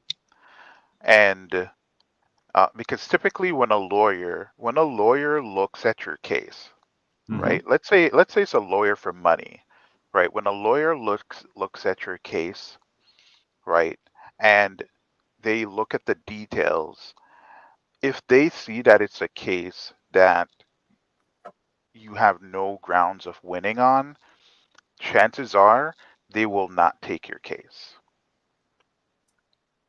Now, there are pro bono lawyers, right? They exist and they will do their best to help you, unlike a public defender, if the public defenders don't want to do their job. But at the end of the day, there was an extra option, and the extra option was an exercise, and that could be out of ignorance. Most people don't know this stuff, right? But if your rights were violated as a result of incompetence, you can get recourse for that, right? It's just a matter of whether or not you want to put the time and energy into it, because there are plenty of people who've had, some ridiculous cases where the public defenders screw them over, and the pro bono lawyer comes in and literally saved their lives. And all they had to do was put in the effort to get someone who actually cares, because that defender, that defense lawyer, the public defender, right? So as someone who's literally so just to kind of give you an idea, Sure. I've been to jail, I've been to prison, I've got about 2.5 years under my belt for time that I've served. About 5 months of that was actually up the road. I took a year and a day on that charge. I literally pled out like every case other than the two where I was actually not guilty, where they actually dropped the charges pretty quick after, even though I had to spend time in the dungeon. For every one of them, I've always pled out. But when it comes to the public defenders and the pro bonos and that sort of thing, I will say probably 95% of people who request pro bono or to request to have a different lawyer. Even if they motion it, the judge won't grant it, probably about 95% of the time. And then about 5% of the people who ask for a pro bono lawyer because they can't afford one get that. It's not up to the judge to decide. Oh no, it absolutely is in some jurisdictions. And the judge is violating that person's rights. No, because what it is see, this is what happens. You motion that the attorney is not fit to determine your case, that there's some sort of conflict of interest, right? And the judge looks at that and determines whether that's accurate or not. The judge doesn't get to make that decision, right? No, he does. At least not without evidence. Well, you also have, because hold on. You have the If option it's a situation, because a pro bono lawyer who runs into a situation like that will absolutely eat that up. Because first of all, right, if they're actually passionate about whatever they're doing, they will do their best to absolutely take down that judge because that judge is corrupt, right? Second of all, that's money, right? If a judge is showing clear bias and trying to prevent you from getting a fair trial by not allowing you to, on your request, to get a different lawyer, right? That's grounds for suing and getting that judge removed from the bench. Judges have absolute immunity. There's not qualified immunity for the judicial branch. They don't. No, they don't. No, judges actually have absolute immunity. It can feel that way. I understand how you feel, but they No, you can put in the paperwork, but it will never go through. Hey guys, you got to find a way to include Theo in this. Oh, go ahead, Theo. Sorry. No, you have to find a way to include him. He already said, I don't know about American law. Make it more universal. Okay. How does that work over there? Does the system allow for certain motions like, retrieving a separate lawyer for your case and things like that? Things that we were talking about. Sorry. Okay. So having been through this a few times for some things, you are 100% guaranteed a lawyer for everything but traffic crimes here in Australia. You definitely cannot be detained for the length of time you were talking about before, unless you meet the requirements of a danger to yourself or others, because that's how our law actually works. We don't do the whole guilty until proven innocent until proven guilty. We literally just work off if you're a danger to yourself or others, you will be detained or imprisoned. And every single lawyer that I've had has been absolutely amazing. Like, they actually care and do their job properly. So it makes me Are really they paid sad. by the state or by the person? By the state. There you go. They're state-funded lawyers, and they try really hard. They did amazing jobs on my cases. And yeah, I was going to say, it makes me really sad to hear that anything like that would happen to anyone over there. 2 years, that's insane. To be fair, the legal system here is somewhat made out of duct tape and cardboard, and there's like millions of people who are dealing with legal issues, criminal legal issues, and so there is not enough legal defenders.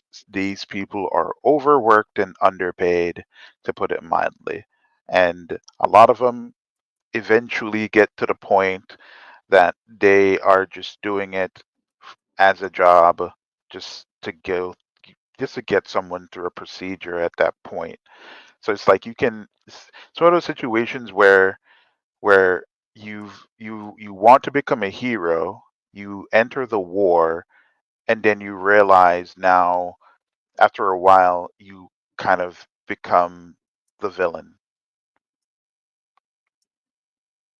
I think for a better analogy, it's like you've been put into a war, but you're shooting rubber bullets and everybody else has rocket launchers. Yeah. Yes. So Richard, Sure. this is one of my favorite YouTube videos ever, right? And I think that this video is going to tickle your brain. Love it. Hope it does for everyone else too. Yeah, Okay, so right? brief us before we play it.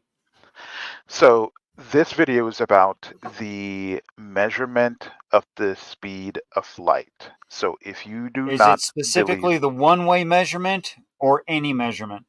it's addressing multiple types of measurements. Okay. And it's going to explore in a visual way um, why some measurements won't work, why some aren't good enough, etc., right? But I think the interesting thing with this part in this video, keep in mind the word convention. And I'll just leave it at that.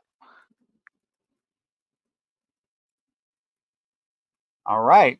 Let's let it roll.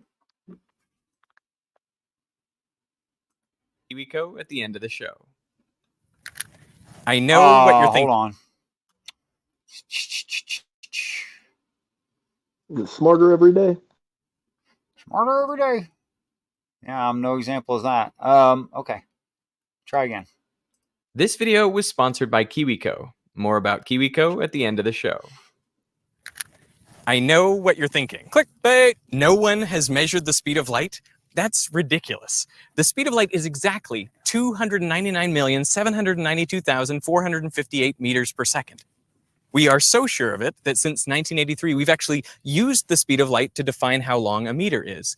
It's just the distance light travels in a vacuum in one. Listen very closely for the fallacy, because the meteorology, not meteorologic society, the meteorology measurements society defined a meter by the speed of light, and we also define the speed of light by a meter. In other words, it can never be wrong. Even if the speed of light got faster, the meter would just get shorter. So I have a question about this whole thing. Like, so isn't really the speed of light just the speed of photons? Yeah, the problem is it's variable. It changes, measurably changes, and it has several times, which is why the that's why he said 1983, because that's when they decided to figure the meter based on light and vice versa. Which, by the way, is a rubber ruler. You just stretch it to whatever length you need.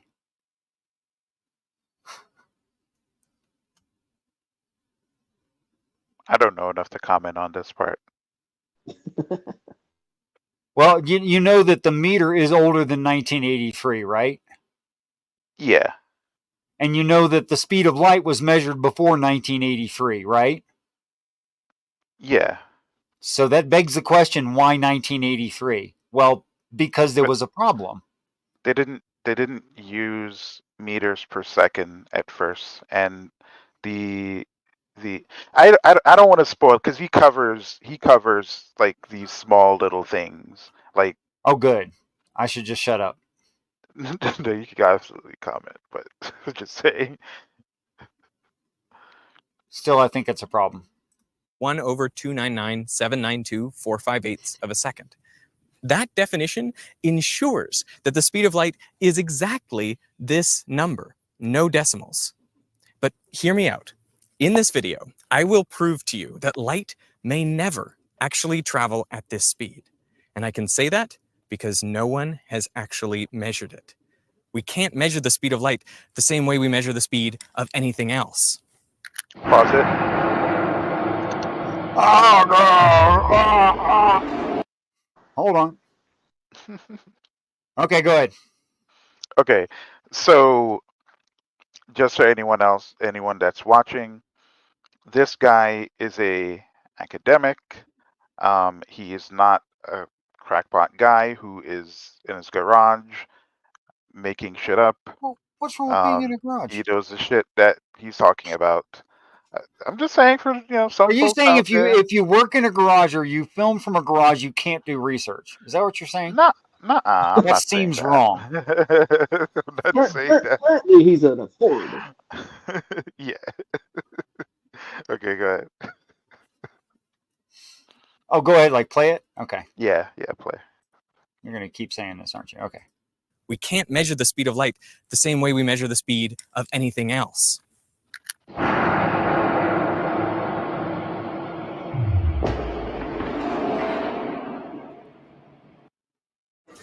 And welcome back to this US Open office plan. Miller just lobbed a message way over Jonesey. YouTube I think Premium. we're recording everywhere. What are we doing? This is a video about measuring the speed of stuff. Okay. Tell me about how you measured the speed of the baseball fired out of your cannon. Well, to get the speed of the baseball, you need to know two things. You need to know the distance between 2 points, and you need to know the time that it takes the baseball to travel between those points. So basically, we took distance divided by time, and that's the speed of the baseball. And in our case, we were shooting with a high-speed camera. So you basically just count the frames, and then your clock is internal. Oh, you're going relativity. You're going to do something weird, aren't you? You saw it coming. I can't believe it. Oh, man. The thing I want to ask you about is Pause it. the speed of light. Okay. Could you measure the speed of light like this? Can you pause it? Imagine you have a laser. I just wanted to say that my brother, when he was in his teens, could throw baseball faster than 90 miles an hour. So that was just something. That's impressive and irrelevant. Richard, be nice. Sorry, I am being nice. You used to see me being mean. A laser that can fire a beam through a perfect vacuum for 1 kilometer. Start a timer the instant you fire the laser beam, and then exactly when it hits the end, stop the clock. Except, how do you know when light reaches 1 kilometer if you and the clock are at the starting point? Okay, so you need 2 clocks, one at the laser and one at the end, which stops automatically when it detects the laser light. But now, how do you make sure your 2 clocks are synchronized? Well, you could connect them via a wire and send a pulse from one to the other, but that pulse will travel at the speed of light, so it will arrive with a time delay. You might think you can just subtract that time delay, but it is equal to the time it takes for light to travel 1 kilometer. That's what we don't know and are trying to measure.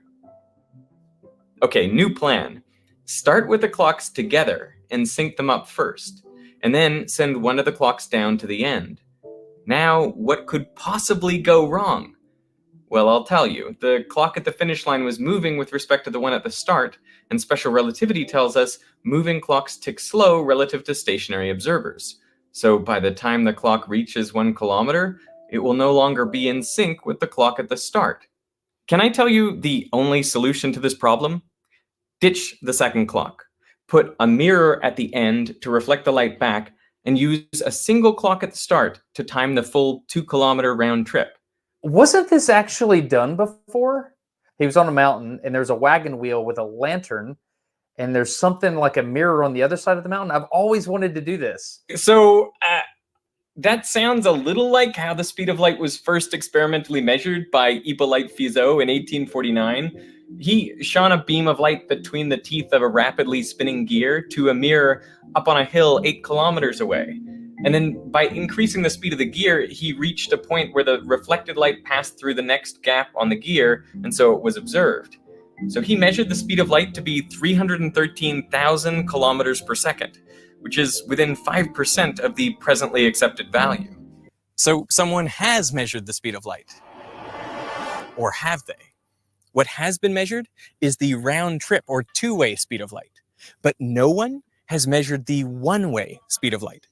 One thing I'm going to throw at you, and I'm just going to come out and tell you.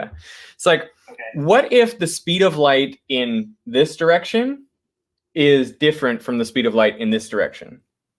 Then that sounds like a Veritasium video.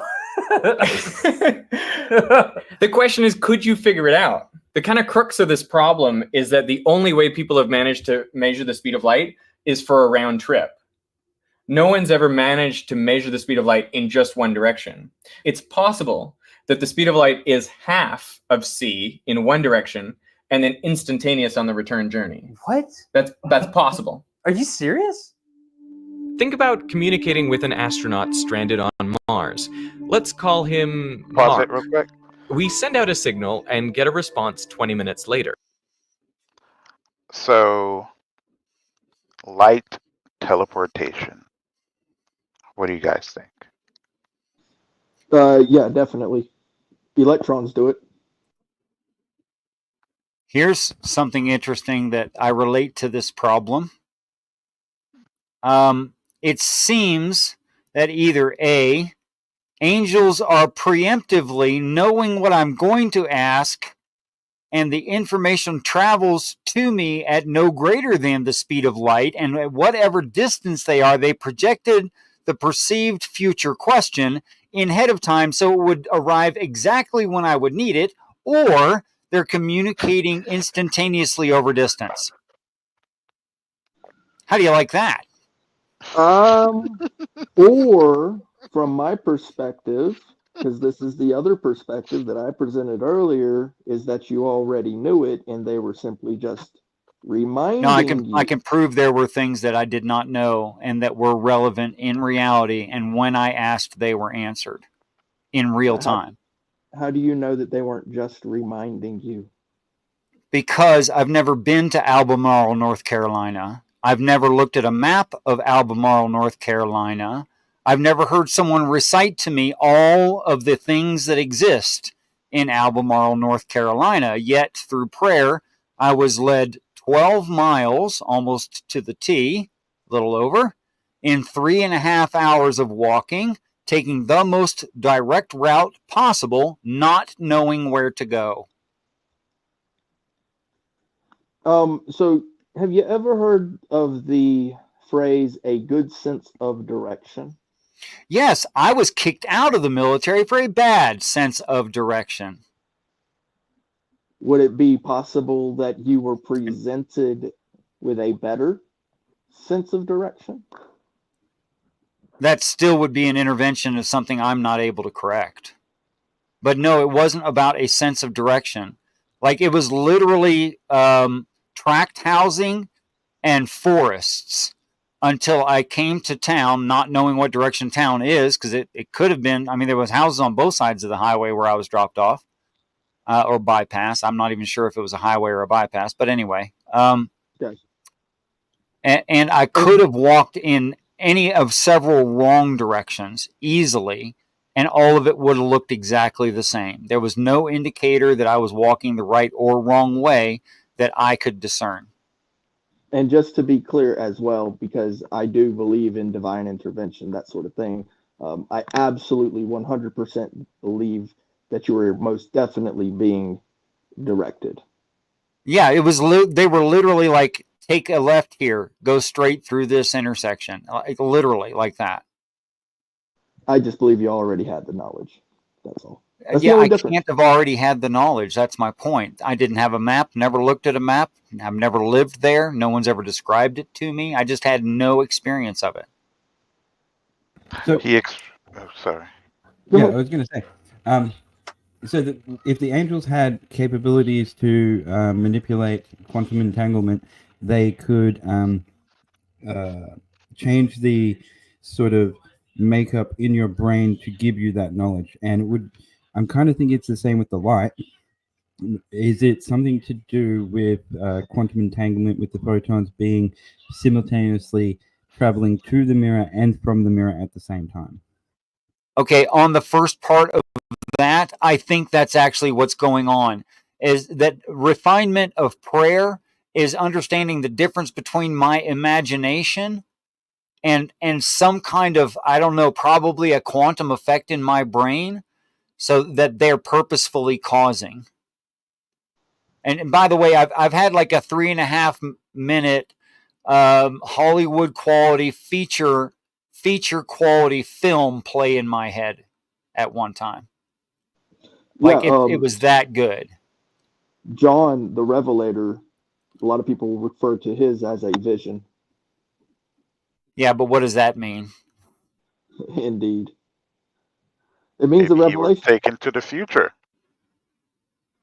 it could mean just that very thing. Of course, that's all by perspective. And here's an example I've said several times. When I was 11, my mom sat me down and told me someday I'm going to want to kiss a girl. And I thought, well, that sounds interesting, but probably not. So she tried to like use, kiss goodnight as like a basis for teaching what it means to romantically kiss someone. And she sat me through this, and I just respected mom enough. I sat there and listened, but I was certain she was wrong. But Kiss a dude instead. So Sorry. You're terrible. going to happen. Hey.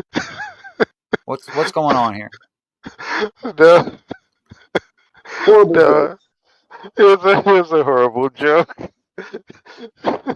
I said Okay. that I asked if you kissed a dude instead, since you were basically No, that's saying not what no. I meant by I was sure she was wrong. I have kissed a man several times in my life. He was my dad. But seriously, so from her perspective, she could see my future. And angels being much, much older than we are, they would certainly understand where any one of us was going based on our prior actions, etc., prior experiences. So I think we're super predictable to an angel. Okay, let's continue. Sorry, I'm just always so serious. That's Call fine. him Mark. We send out a signal and get a response 20 minutes later. So we imagine our signal takes 10 minutes to get there, and the reply takes 10 minutes to come back. But it's possible that our message took all 20 minutes to get there, and the reply came back instantaneously. There's no way we could tell the difference between these two scenarios. But why would the speed of light be different? Well, it's possible that there is some preferred direction through space-time. I mean, our universe has a lot of symmetries, but there is also some asymmetry. For example, why is there so much matter relative to antimatter? And physicists have worked out internally consistent theories of physics in which the speed of light is different forwards and in reverse. The speed of light could vary by just a few percent, up to, at the extreme, going c/2 in one direction and infinitely fast in the other direction. Okay, so let me figure this out. So, yeah, I kind of don't believe you. I don't believe you that light is a different speed in one direction but in the other. But I know you well enough to know that you wouldn't call me and put a camera on me unless you knew you were right. And that's what scares me about this conversation. That scares me. Now, you might think it is just simpler that light should travel at the same speed in all directions, but the truth is that is a convention rather than an experimentally verified fact. Einstein himself pointed this out in his famous 1905 paper on the electrodynamics of moving bodies. He spends the first couple of pages on the problem. Okay, commentary. Yeah. We can't just watch all this guy's video, and not talk about it. Theo, he had a lot to say, because he wanted to jump into his monitor. Yeah, no, I like the idea of pausing it often and commentary on it often. So in reference to the idea of differing speeds, because really that's what the idea here is that's being posited. That to me is absolutely accurate. Without the idea of differing speeds or the even reality of differing speeds of photons of light, there would be no reflection, right? So there would be no bounce. There has to be a transition, right? Period. And so that would actually present that there's got to be at some point a full stop. So what he's getting into, in my opinion, has to be absolutely accurate.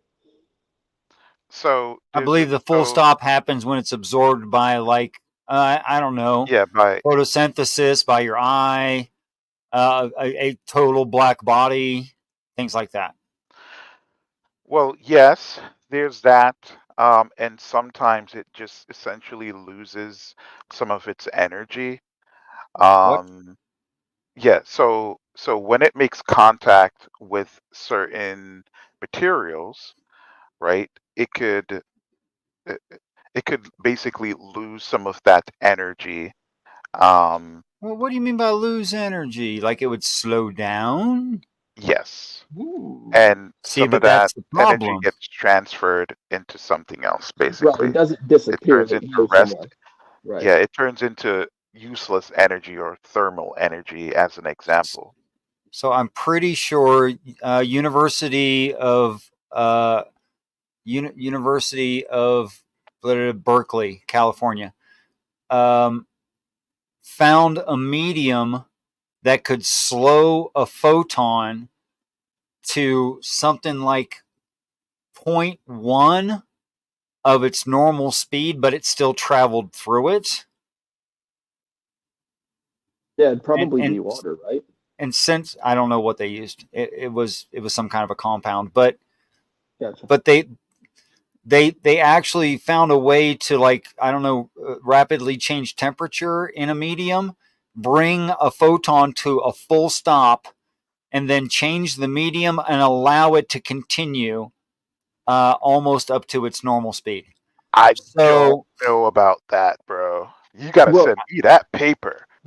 here's it's something probably be too to really easy to look up, but my point is this: there are mediums which can change the speed of light. yes, Yes, water is one Okay, of those. that's a problem. there are, yeah. I mean, the current measurement or that they have, right? Is he's gonna get into the convention as to why we have this current measurement, and that is not objective. However, it's done in a vacuum, right? And so light traveling on Earth it's not traveling at the same speed as light traveling in outer space. Right, it Say, wouldn't be. because, yeah, it wouldn't be. Um, but let's go into the video. I think he'll shed a lot more light on this part of it. I don't know, Thea, you want to say something? Every pun intended, no pun intended. How was that? The problem of synchronizing clocks at different locations, A and B. And he says there is no way that we can meaningfully compare the times they measure unless we establish by definition that the time required by light to travel from A to B equals the time it requires to travel from B to A. He's essentially defining that the speed of light in opposite directions is the same. And he puts by definition in italics to remind us that this is only a convention. It's known as the Einstein synchronization convention. So the idea that the speed of light is the same in opposite directions, as Einstein would later write, is neither a supposition nor a hypothesis about the physical nature of light, but a stipulation that I can make of my own free will to arrive at a definition of simultaneity. That sounds a lot more subjective than how I think most people would imagine the speed of light is defined. All right, pause it. It's the very definition of confirmation bias. Well, That's what it's a definition of. so what I see actually with this definition, what Einstein was presenting was he was actually using light in experimentation. And so with this definition, using the light that travels at this speed, he could do experimentation that he wanted to do. So Right. he was defining that speed so that he could do experimentation. Right, but if Even we though don't it's not actually know, doesn't it also show that all of the experimentation on which that foundation is assumed also could be faulty? Yeah, Yes. so there is so that's yeah, so this is what he's clarifying, right? Like it's a convention, as in the measurement, it's not objective, but the reason, see, the fact that it is a convention is not necessarily the problem, right? It's the reason why it has to be a convention. And it's because of the way how the universe is structured, right? When it comes to time, right? And time dilation and time's association with moving objects and the relativistic aspect of time, right? That's the reason why the moving clocks don't work. Having two clocks starting out, one staying stationary, the other one moving doesn't work. Two clocks moving doesn't work. Like you run into the issue of um, of relativity in association with time. So now we're Yes, assuming yes. relativity. Yes, So, because that's how he is making his stipulation, Here's the real right? problem. Because We have no way to. Okay, if this is varied, or it's like the example of instantaneous return is only an example. It could be it took 2/3 of the time and 1/3 to return. That could be yeah, true, or yeah, that any could be other true as well. variation, any of infinite possibilities. Okay, so but the problem is that we can't experiment whatsoever or make any qualitatively quote unquote true statements about it unless we assume some kind of standard. Yeah, and I think that's so, fine. The standard, right, is the convention. Doesn't mean the convention is necessarily descriptive, right, or is supposed to come up with something that is wholly descriptive in an objective way, right? It's just saying that, okay, based on our understanding of these other principles that we observe, right, the best explanation we're going to come up with, um, we need to agree to these specific things in order for us to make measurements. And it's not like it's like bad or it doesn't work. It clearly works because we use light to do all sorts of shit, right? so But in I'm just reference, saying, oh, go yeah, ahead. in reference to this video, so I really like this video. I'm glad you pulled it up. So really a better definition of what's being, and this is where I go with the definition stuff. I love it. Uh, the better definition would be the highest speed of light observable in the universe is X. And that's what we observe. So when they come up with that high number of this is the speed, and they say this is what we can experiment with, that's really what they should be going with. And that's what I'm kind of gauging from this, that if light slows, what would be the highest observable speed that we could possibly experiment with? And of course, this doesn't, this isn't, Well, they already did God, highest possible. That is full Yeah, time to get there, zero time to get back. your That's time to fast as get back. possible Yeah, instantly because get we back. can accurately measure the two-way. Yes. But the two-way principle that we currently use Mhm. is grounded in what you see on the words that you see on that screen there, Right. right? It is a agreement that we have to make, and it's not, of course, it's not in a vacuum, no pun intended, right? It's Does distance determine that accuracy? Because if it's a mile away, is it the same as if it's an inch away? If the mirror is an inch away from the source, the then the the, light. the distance isn't the problem. It's the tool. It's the tools that's used to measure, right? And the time associated, um, Yeah, and and associated distance with it all, and and time it's relativistic. yeah, distance and time are both measured together. You can Like that. measure them. You can measure them independently. Well, in an experiment like this, when you're talking about how far or Oh how yeah, yeah, yeah, they have to be measured together. So yeah, yeah. I don't disagree with that. yeah. Were you gonna say, Theo? On with the show. This is it. Dude, this is hardcore. I've never thought about this. I didn't think about this before either. I always assumed that when we said the speed of light is c, we meant the one-way speed of light. There's no way to define the one-way speed of light. So the only thing we can really define is the two-way speed of light. Just look at the way Einstein defined c. It's for the round trip from A to B and back. I don't know if you saw in your physics classes, but whenever there was a light clock, it would always bounce the light up and then back. You would never see a light clock just bounce light one way. And this is why. The only thing we can be certain is constant for all inertial observers is the two-way speed of light. For over 100 years, scientists have tried to find a way around this, to measure the one-way speed of light by itself. Here is a paper published in the American Journal of Physics in 2009 that claims to measure the one-way speed of light. And here is the paper debunking this study, pointing out that these authors were actually measuring the two-way speed of light. But I'm imagining you might have some ideas for how to measure the one-way speed of light, so let's go through some of them. I mean, can't we just use a high-speed camera that shoots at 1 trillion frames a second so we can actually see light passing through an object? The problem is, you're not only seeing the light pass through the object, you're also seeing it bounce back to the camera, measuring the two-way speed, not one-way. Not the one way. This is it, folks. We need you to Blah, send blah, blah, blah, blah, a blah, donation blah, to help blah, elect blah, Kamala blah, Harris blah, and Tim Walz blah. right now. blah. Here you go. Okay, someone has something to say.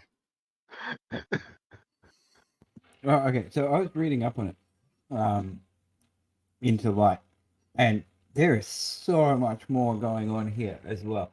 So the power of the light will affect its flow of photons, and the flow of photons is directly in relation to the observer, the observer effect. Oh man, there is so much to this.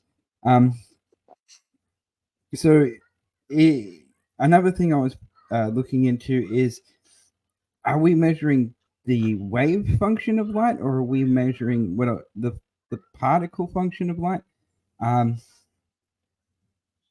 Yeah, my mind is buzzing right now. In this instance, it's a particle. In this instance. Right, because it's machine But when measurement. they showed examples of light passing like through that bottle, that was wave function. Yeah, I can't remember which one it is, but you can only actually observe, like, because the observer effect, you can only observe one of them. I think it's the wave function is the only one we can observe. We can't actually observe the photon, so you'd have to measure it using some sort of device. No, because that means it's observed. Oh man, no, my brain is melting.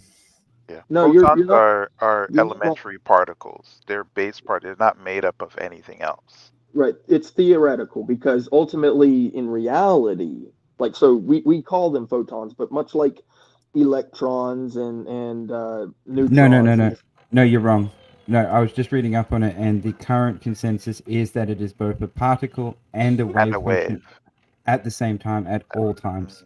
Yes, but that's not what I was getting to. So in reality, they're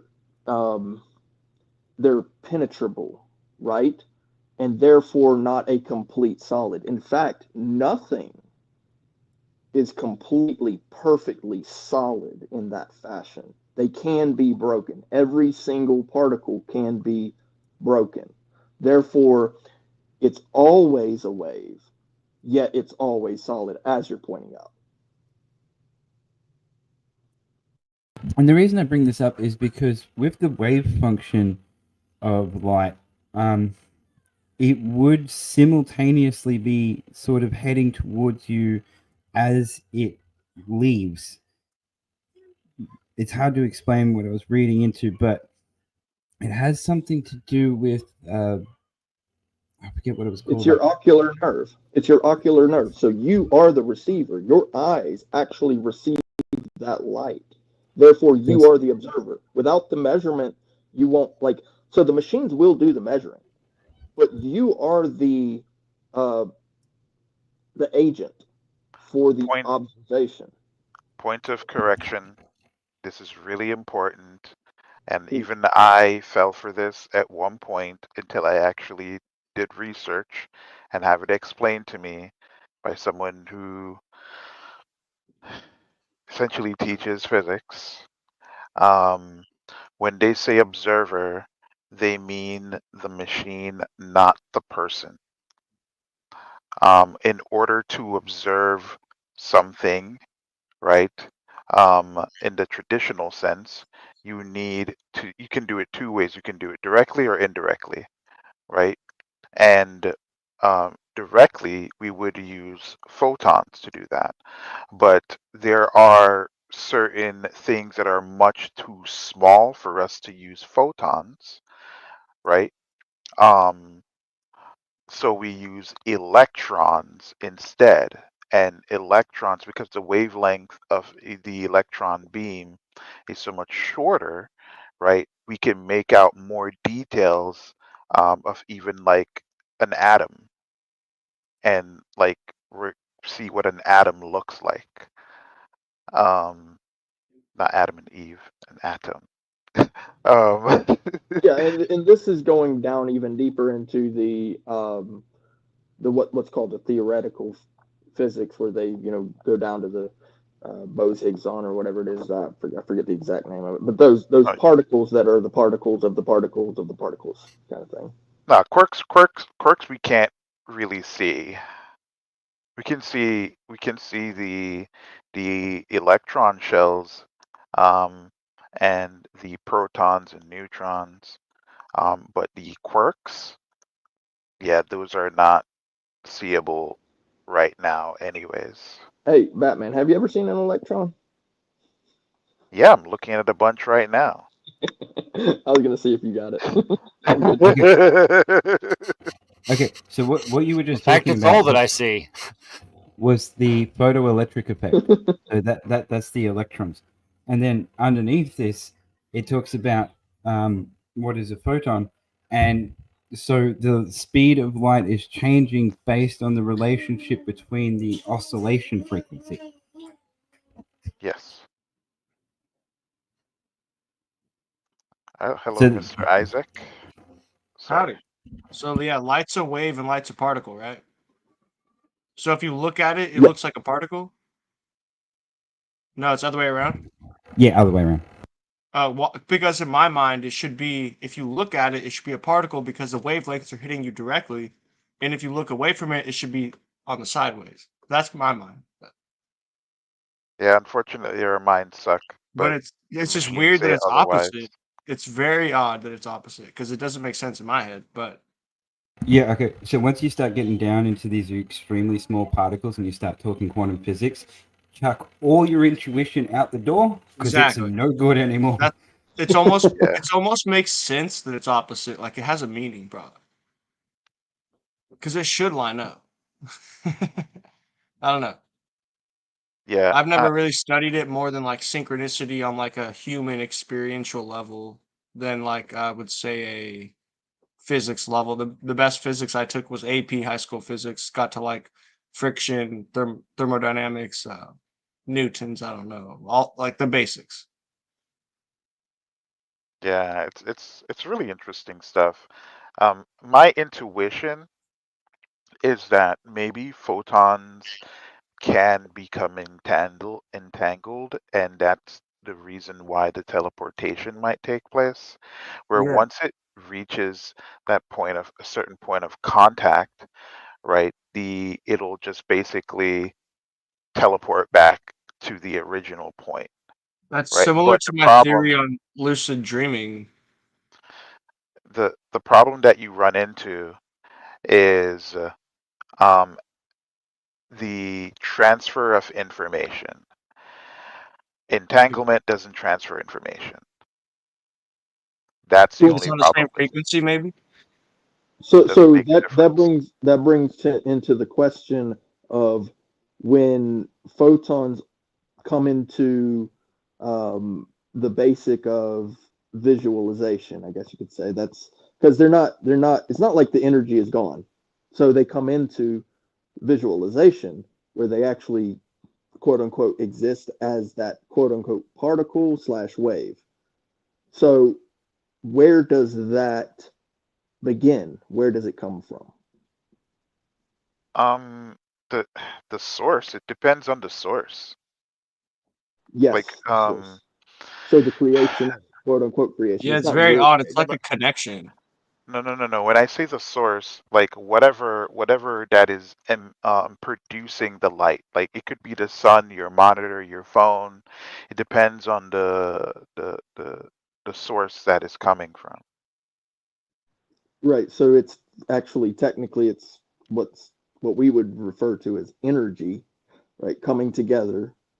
Because with when you have an explosion like happens in the sun or any just general explosion, what comes from that is light. But the reason that light comes from that is because of the sudden burst of energy. That energy formulates and then goes out as light.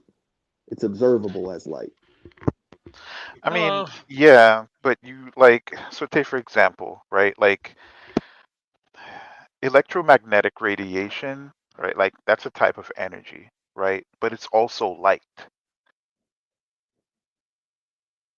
Yes, and And actually you this have different this this whole idea is unperceivable actually, wavelengths.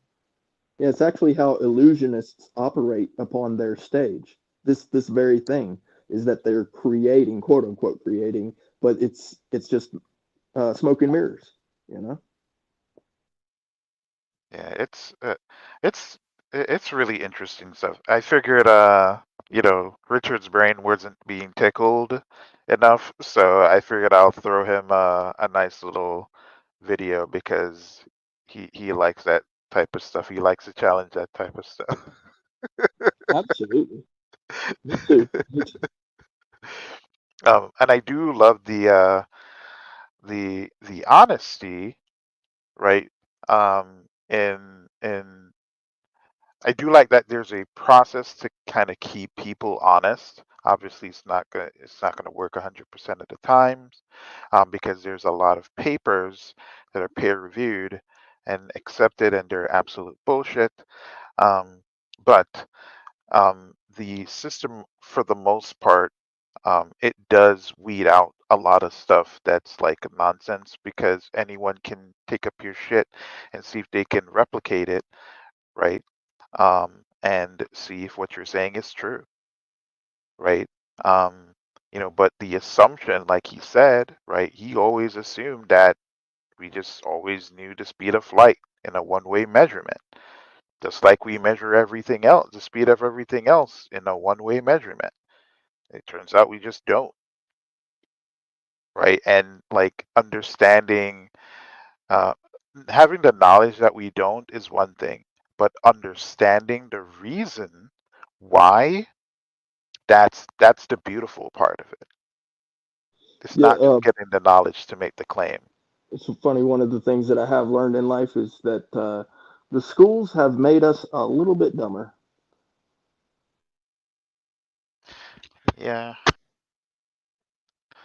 but yeah, but this is part of the reason why I kind of not necessarily just engaging these conversations because I do love to engage in a lot of mental masturbation, but I just absolutely love to learn new stuff. And if it tickles my brain a little bit, chances are I'm gonna look into it. If it's interesting enough, I'll probably do some kind of deep dive. Not enough to become an expert, of course, but enough to grasp it and feel happy that I know enough about how this works. Because if you think this shit is crazy, right? Because I always get on people who say, we never went to the moon or we don't have satellites and blah blah blah, and I'm like, you have no idea the stuff we can do with technology.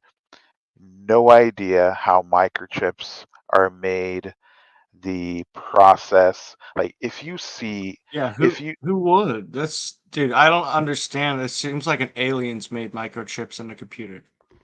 yeah, no, we made them. We No, made I'm them just in it's that facilities. intense. Yeah, like wow, we got this far. No way. Hey, Batman.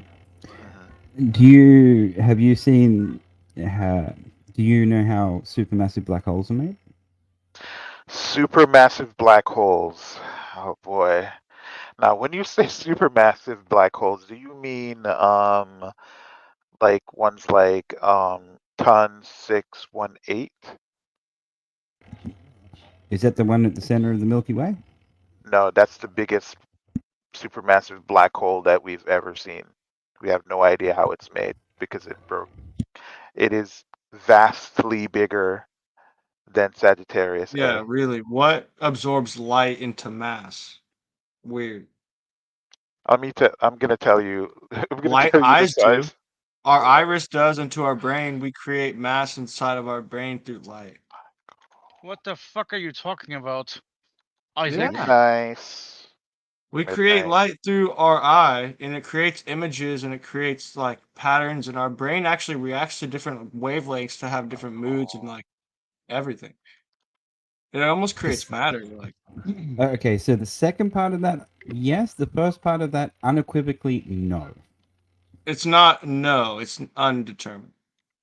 No, your brain, your eyes do not create light. That is the opposite No, way not around. create light. Create matter out of light. What matter? So We create like matter out of light. I'm not completely opposed to that kind It's of an concept. idea. Yeah. It's Yeah, not yeah. a. So the idea of energy coming together, creating the photon, We crystallize vision in our brain, and it makes matter. it becomes vision, right? It becomes An image. It becomes something. Kind of weird. May I just want to just quickly just kind of throw this out there real quick, just before we move on, if we move on. So Sagittarius A, it's at the center of the Milky Way. That's our black hole, right? It is it's 4.3 million suns, and it has a diameter of around, let's see here, Wow. 14.6 million miles, right? Ton 1.8. Oh my goodness, Yeah. dude. It seems like that would eat up the galaxy pretty fast. It has the mass of 60 billion suns. That doesn't That's make sense in my. 15,000 times the mass of Sagittarius A, and Ton's diameter is 389.8 billion kilometers, or 242.2 billion miles. Hey, Batman, I got another one for you. You ever seen a black hole? I've seen a few in my life. I got one for you. The heart is 100,000 times more electric than the brain and 20,000 times more magnetic. Yeah, these numbers are insane. So But go ahead, Theo. Yeah, the reason I brought this up is because there is no known way for either one of those things to have been created under any understanding that we have now. Yes, they are too massive. Like, just think about, like, okay, No, let's you see, can't. let's compare it to Earth, right? Versus Earth. How many Earths would it take? Jesus. To get to the center of a Tootsie Pop.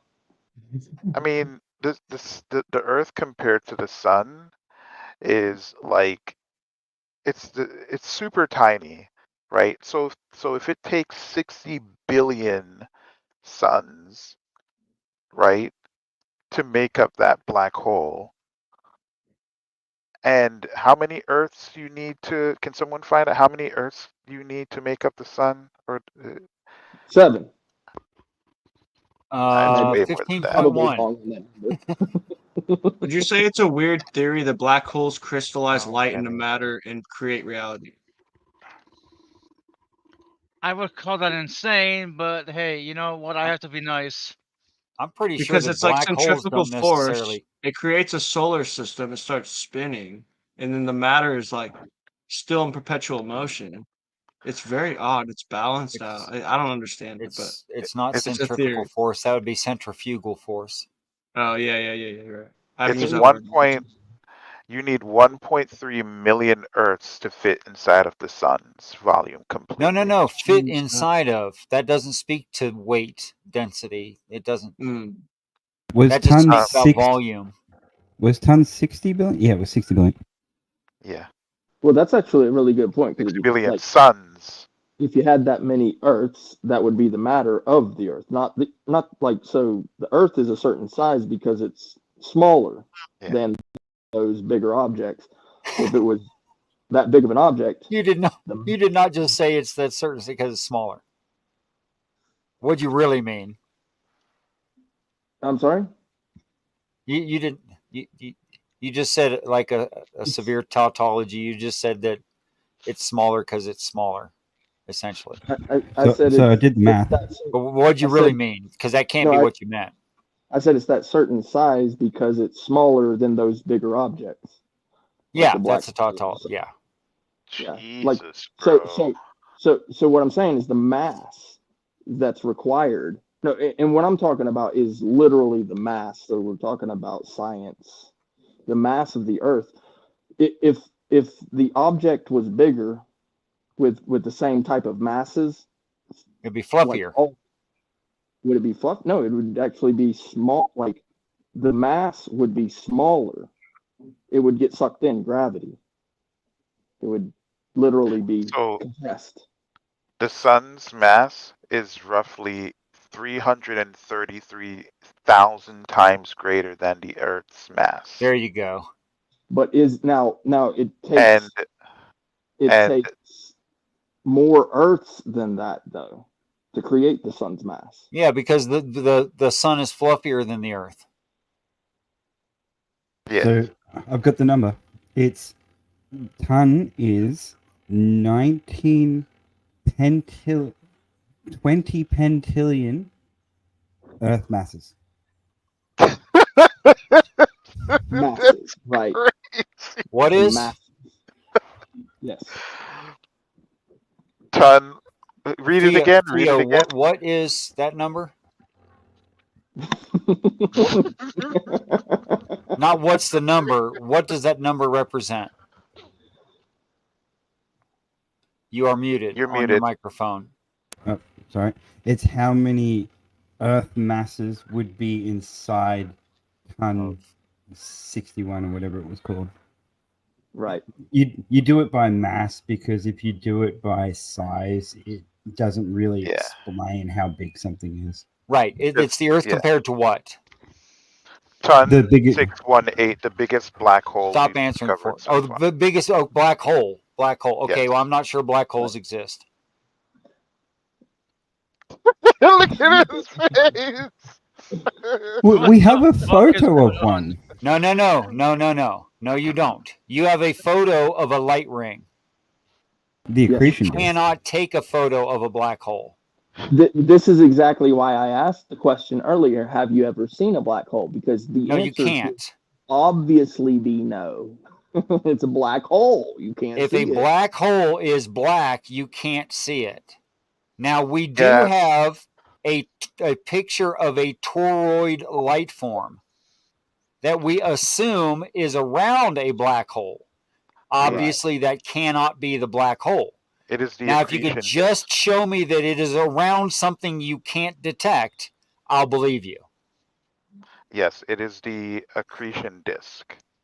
It is postulated that it's an accretion disk around a black hole. But again, it's matter reflecting light. It's not extremely dense matter absorbing light. It's not a black hole. Hold on.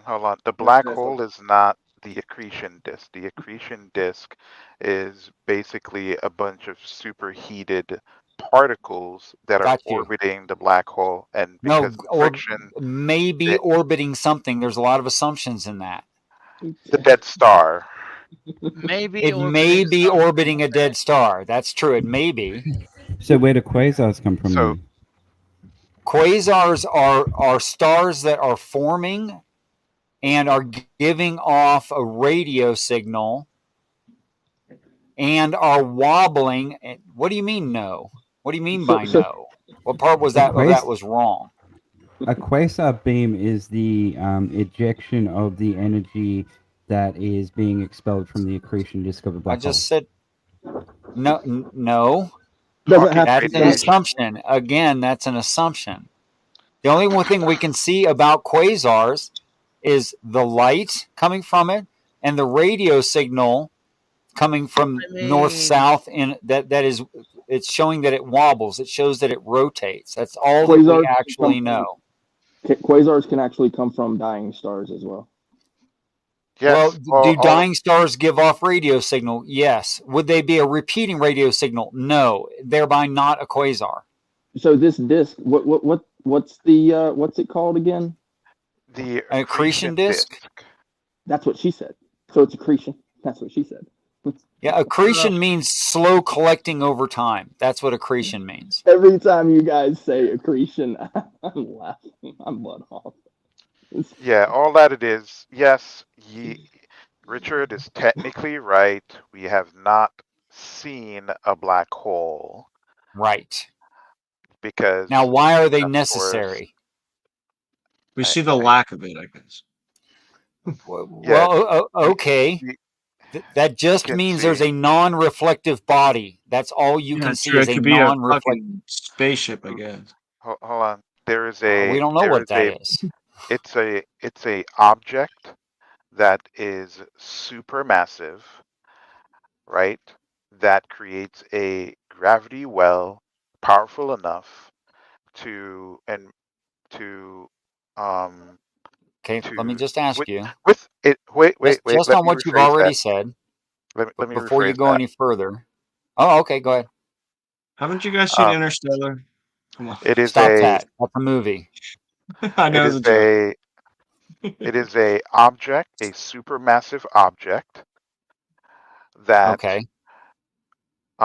that rotates or spins, whichever way you're gonna call it, right? That has a enormous gravity well that spins particles up to I don't remember the percentage of speed of light.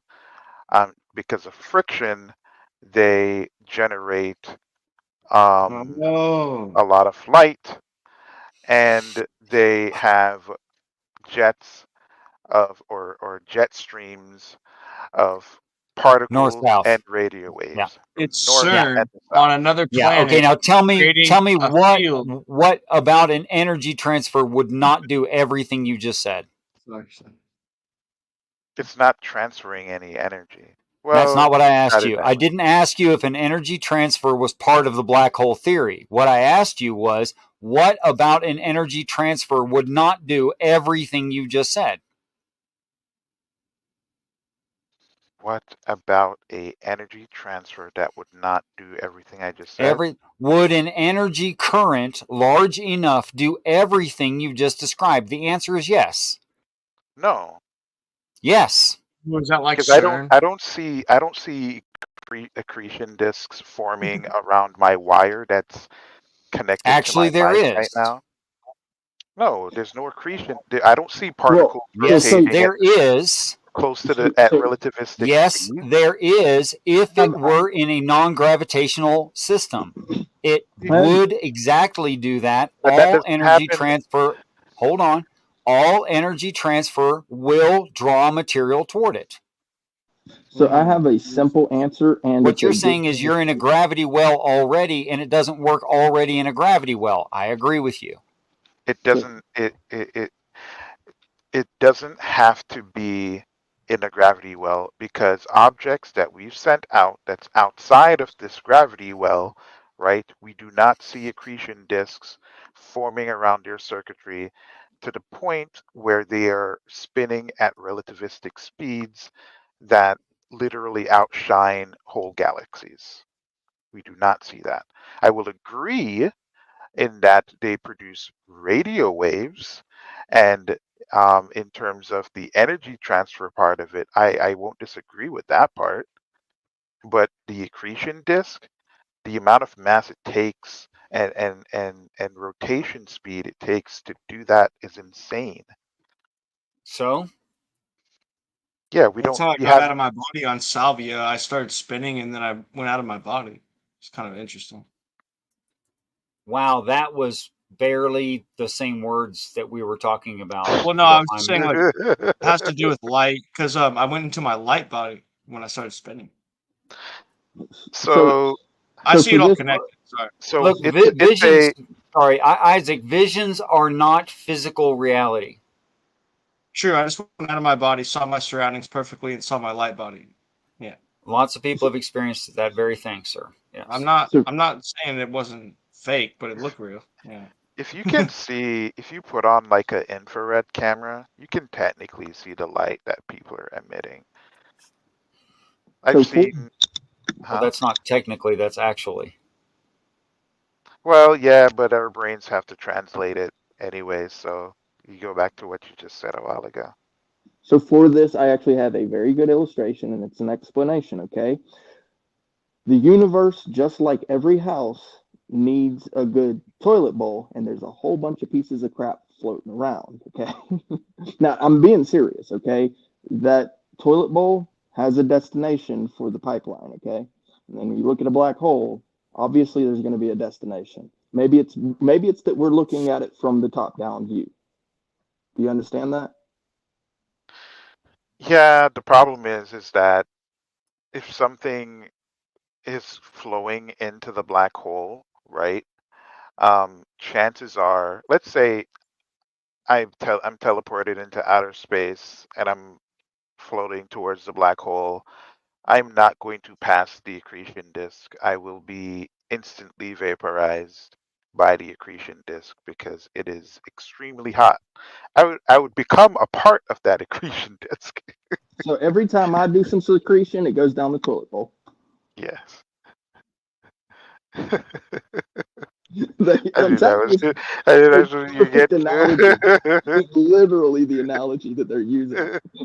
Calling it accretion is literally the analogy. They're presenting you with an analogy by calling it an accretion disk.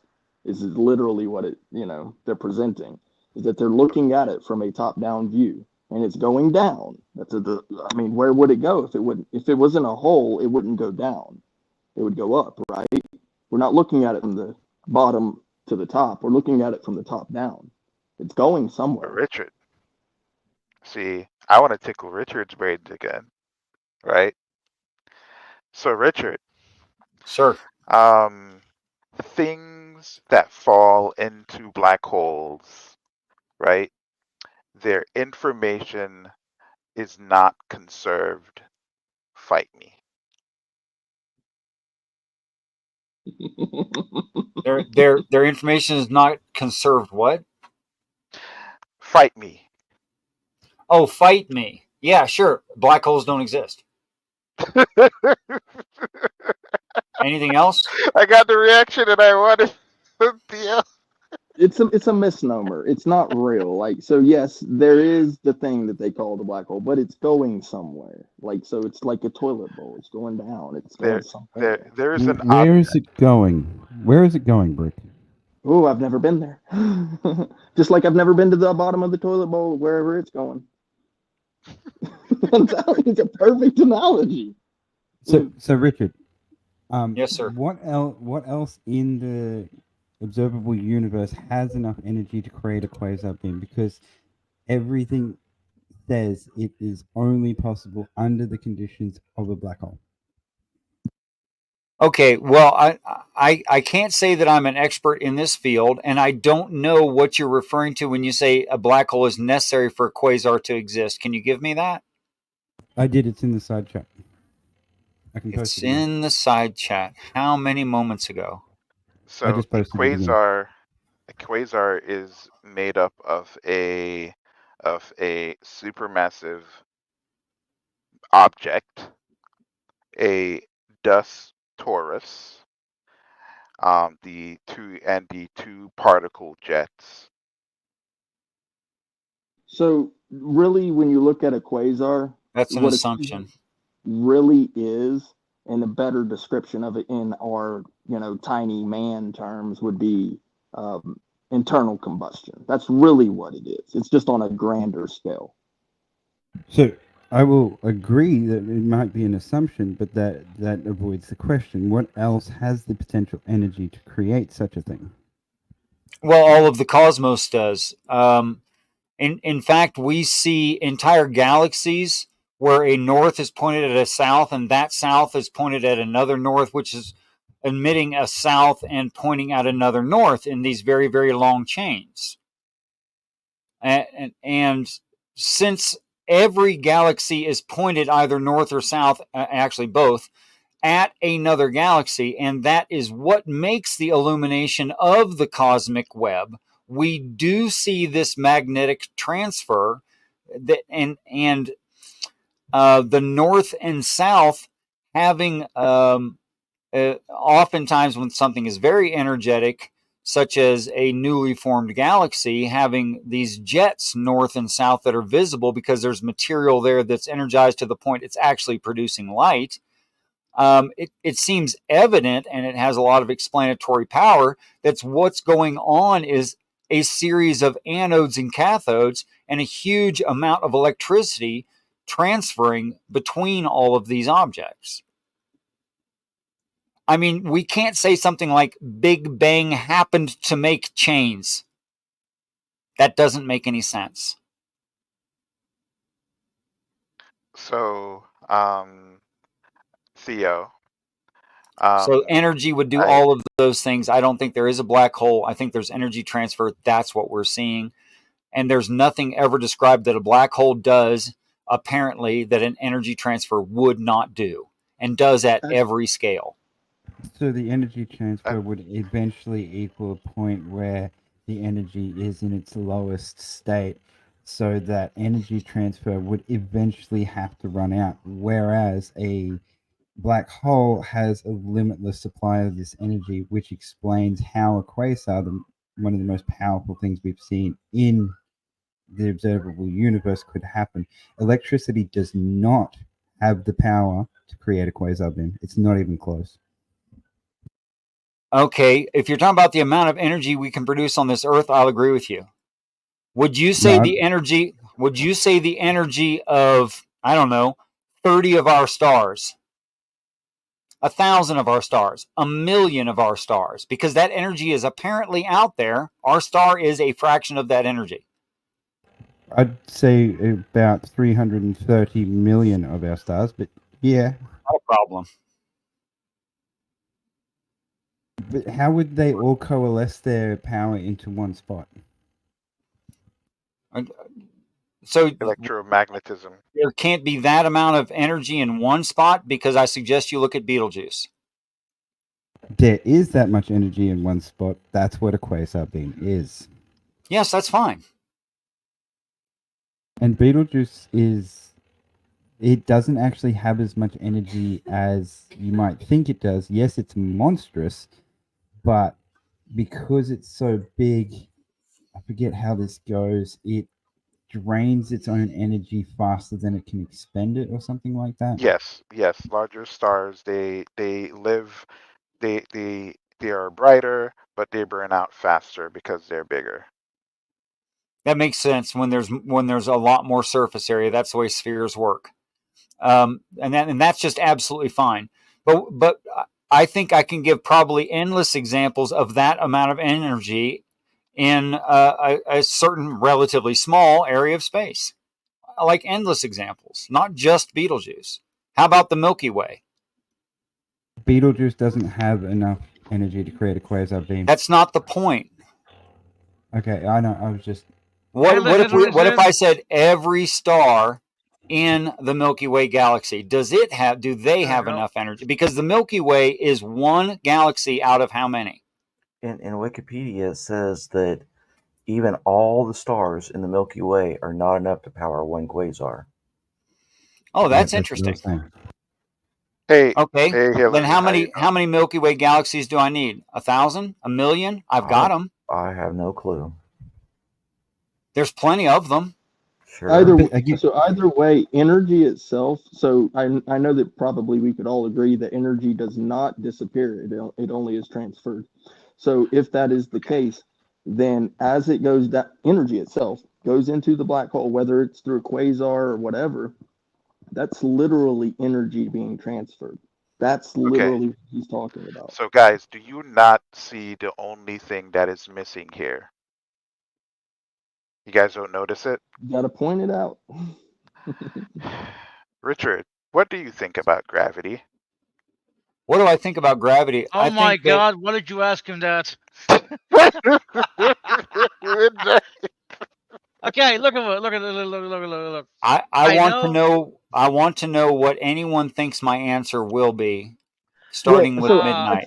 I'm actually Okay, hold on, probably hold on. on the dark Oh wait, side hold on on, this hold one, on. If just I so you remember, know. if I remember correctly, you are an electric universe proponent. Which If I means remember, I'm getting there.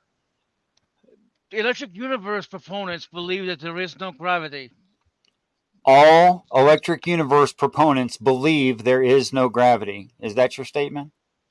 If I remember correctly, yes. Feel free to Okay, correct me. so because of that, I can't believe there is gravity. Prove me wrong. I believe there's gravity. You are proven wrong. Okay, cool. Jeez. No, and besides that, you're incorrect. Like the difference between science and popular science, there is a populace that believes things about electric universe theory, which electric universe scientists do not hold, such as there's no gravity. That is not an idea of electric universe. That's an idea of fan fiction. That's funny considering some people see electric universe as fan fiction. Some people see you're using the correct words. That's good. But complete the thought. Not all, and especially not who are performing actual science, believe such a thing. Now, I would challenge anyone to find me a definition of gravity. That is to say, the causation of it, not the symptoms of it. We can predict the symptoms of gravity very, very well, very precisely, very consistently. I mean, according to But all of that is symptomatic and not telling what's causing it. Energy density causes it. what was that, Hillary? Energy density causes it. Yeah, Well, energy now we're right back density. into electric universe actual. Yep, that's exactly right. And I believe you're right, Hillary's. Thank That you. is what's causing the gravity. So basically, gravity is a force, not Gravity- a distortion in a space-time fabric. Not So, a distortion. Well, you would think that's two different you would- things. Well, you would think hold on. gravity would have a force carrier. Granted, we haven't found a graviton yet, but who knows? Hopefully, we will one day. If gravitons exist, right, then it's reasonable to look at gravity as some kind of force, right? But you run into the issue of how does something with mass generate gravitons, right? To attract. If you don't have a way to explain that, where the gravitons are coming from, or the source, or what's generating, right, you're going to run into issues. But that's besides the point. It would be the Higgs boson. Well, yeah, the Higgs. I was just going to bring that up. The Higgs boson is what contributes mass to the elementary particles, to which then they add up to produce everything. Look, it is so mundane. In and gravitons. It's so mundane and simple that you can, in a laboratory clean environment, have a cathode and an anode above and below a non-conductive plate and run electricity through that plate. And it doesn't matter at all what kind of material you put on that plate. The energetic transfer there will draw that material, will spin that material. It will energize it to the point it glows if it's the right kind of materials. But there's an actual movement and sorting created by the electrical current. This is extremely repeatable. So I just want to do Theo a favor. So Theo, the conventional idea of gravity that you understand, right? Not just necessarily you, but other people who might not be familiar with Richard. Richard does not hold to that. And so in terms of in terms of how he understands gravity and the electromagnetic force, right? Black holes are not a thing. I just don't see any reason why they have to be there. Okay, so I have a question for you really quick. If you believe in the electric theory, because I've heard this theory before. So electromagnetism has both an attractive and a repellent force. Why doesn't gravity have a repellent force? Because gravity is not all of energetic transfer? No, that's not what I'm getting at. There is no It's the part that attracts things. Yeah, but why does it leave out the repellent force? Why wouldn't there be It doesn't leave out the repellent force. We have E-trains. Can you elaborate? Sure. Electromagnetism can cause repulsion, such as electric current causing a magnetic field will actually push aluminum away. So it does have both. But if we select either one, well, you can't call that repelling force gravity, or you can't call it anti-gravity. That's misdefining something. But just because we selectively talk only with the term gravity, talking about the pulling force, the attractive force, that doesn't it doesn't make sense that I should say something like there's an anti-gravity. Well, yeah, there is. But if we're talking about gravity, it's not both repelling and pulling. So the question, Theo, that you would be should ask something else. Richard next, right? Is there such a thing as quote unquote dark energy? Dark energy meaning I don't see that's necessary thing either. that's propelling the expansion of the universe. Well, what go ahead, ask him. Yeah, okay. So I'll just move on to the next part. What is causing the expansion of the universe? We see expansion of the universe from where we are. That's fine. But we do not see all of the universe, if you mean cosmos, or do you mean knowable universe? If you mean knowable universe, then yeah, it's apparently expanding. That's fine. How much of the cosmos is that? We have no idea. So I don't even know that this is a pocket of things being pulled apart by something else, or if it's throughout all of the cosmos that's expanding, and there's no way for us to know that. So all we can really say is we see this pocket expanding. But that's not what the does that question. mean? The question is what's driving it. What's driving the it? energy? Yes. If What's there the is- energy that's driving that? if Hold there on, is- please, Brick. I'd have to make some assumptions. That's fine.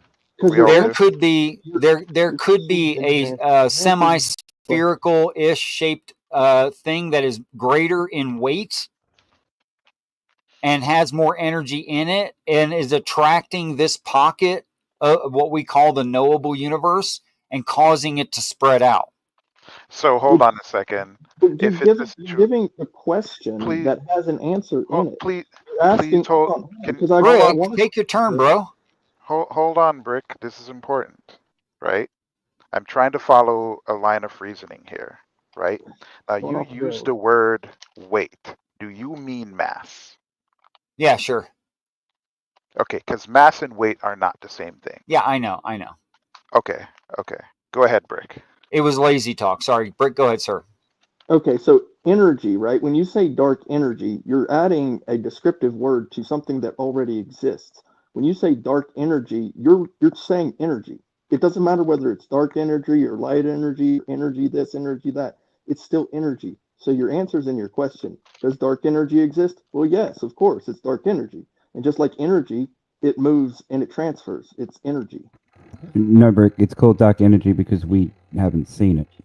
Because you haven't seen it doesn't. But there's a lot of things we can't see just because it's in a vacuum. Okay, so although Like I agree with energy you, transfer over great distances where there's no material would produce no light. okay, so I do agree with you that the whole cosmos thing. I thought that myself the whole time, but an attractive force. So the attractive force being a mass outside of it would pull things into bunches at the edge of the observable universe. What's actually happening is everything is moving away from each other in relation to each other. So the space in between things is growing, not Gotcha. things, not everything's moving away.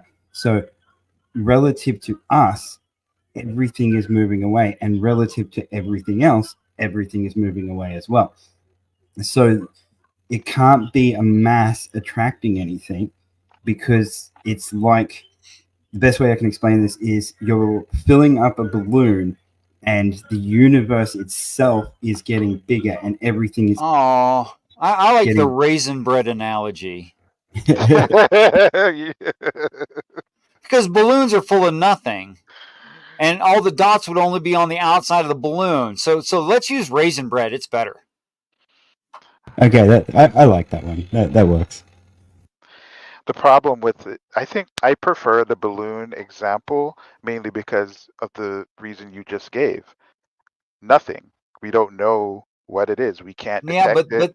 but then you have several balloons expanding simultaneously. Actually, that's why the raisin bread's better. And I will say there is a theist, a Christian scientist who actually did a calculation on how much energy would be needed to be pumped into the universe per square parsec, I think, to get it expanded. Obviously, it's not accurate because the based on what we've understood so far, their observations is that there's more and more and more and more energy being pumped into the universe, causing the expansion based on I just don't what see they're that as a observing. problem. Hmm? I just So don't see the added Well, energy to a non-closed system as a problem when we can't even tell how big the cosmos is. so I well, that's actually the have problem. studied this The problem theory. is that the universe is being tested and observed as a closed system. So I have actually studied this theory of the idea that it's expanding, but the problem with the idea of it is that everything in the observable universe exists upon a wave, and that's the accuracy. Okay, so if it's expanding, then there must be a contraction at some point, right? So yes, we are seeing an Well, maybe expansion right now, That's but an assumption. the that's accuracy, one of the theories. the But I accuracy, have a bigger problem with the expansion of the universe than that because of Halton Arp's work in what he tried to politely call anomalous galaxies, which aren't anomalous. He was just trying to keep his job.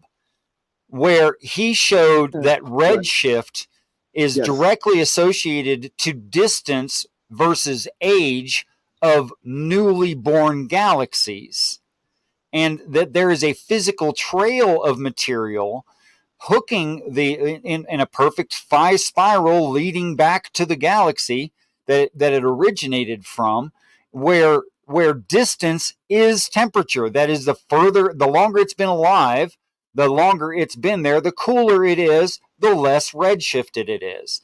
Now, there's yes. no cause for there to be material hooking those two objects together if one is very close and the other one is at the limits of the knowable universe.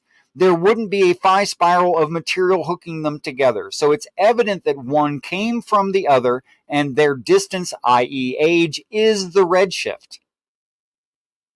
So I'm not even sure it's expanding. So, Neither is anyone else, by the way. I mean, I wouldn't say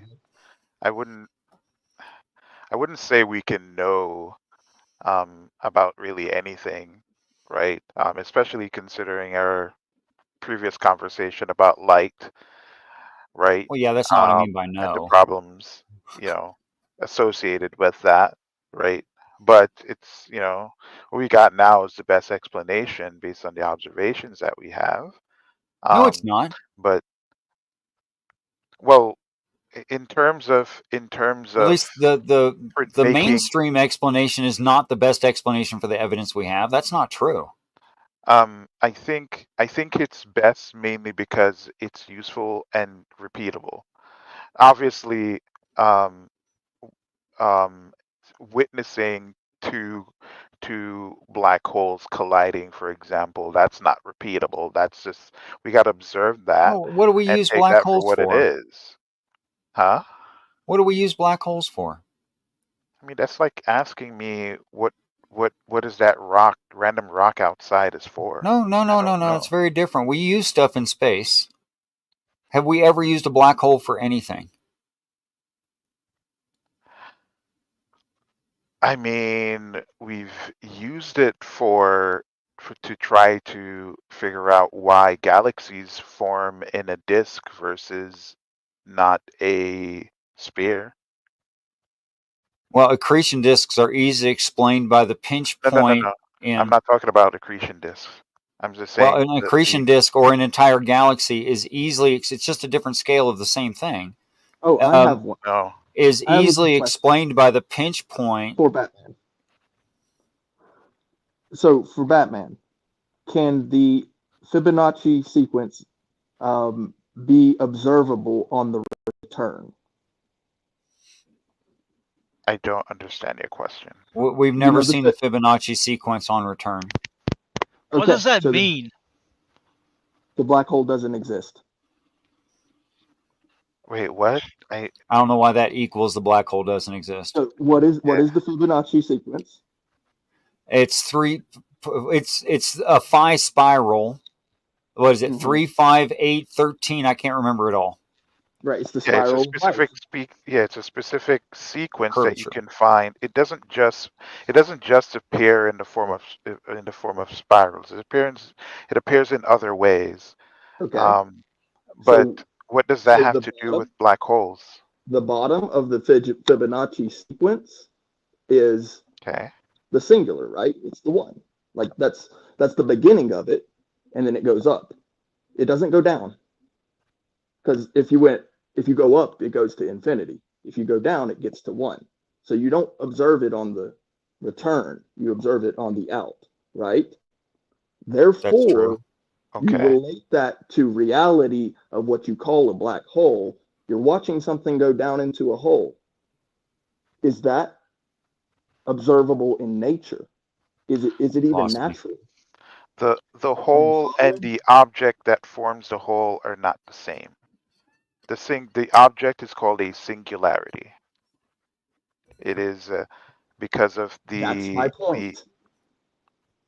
That's exactly my point. It does not coalesce with nature, with reality. It is not observable. Okay, Brick. So, wait. Brick, just because the human mind can't comprehend infinity does not mean it doesn't exist. Right. No, I'm talking about the singularity. I'm not talking about observing it out. I'm talking about observing it down. Yes, both the Fibonacci sequence and the center of a black hole, the singularity, are both infinites. Where's the bottom of the black hole? That's what I'm trying to tell you. It is an infinitely dense point of.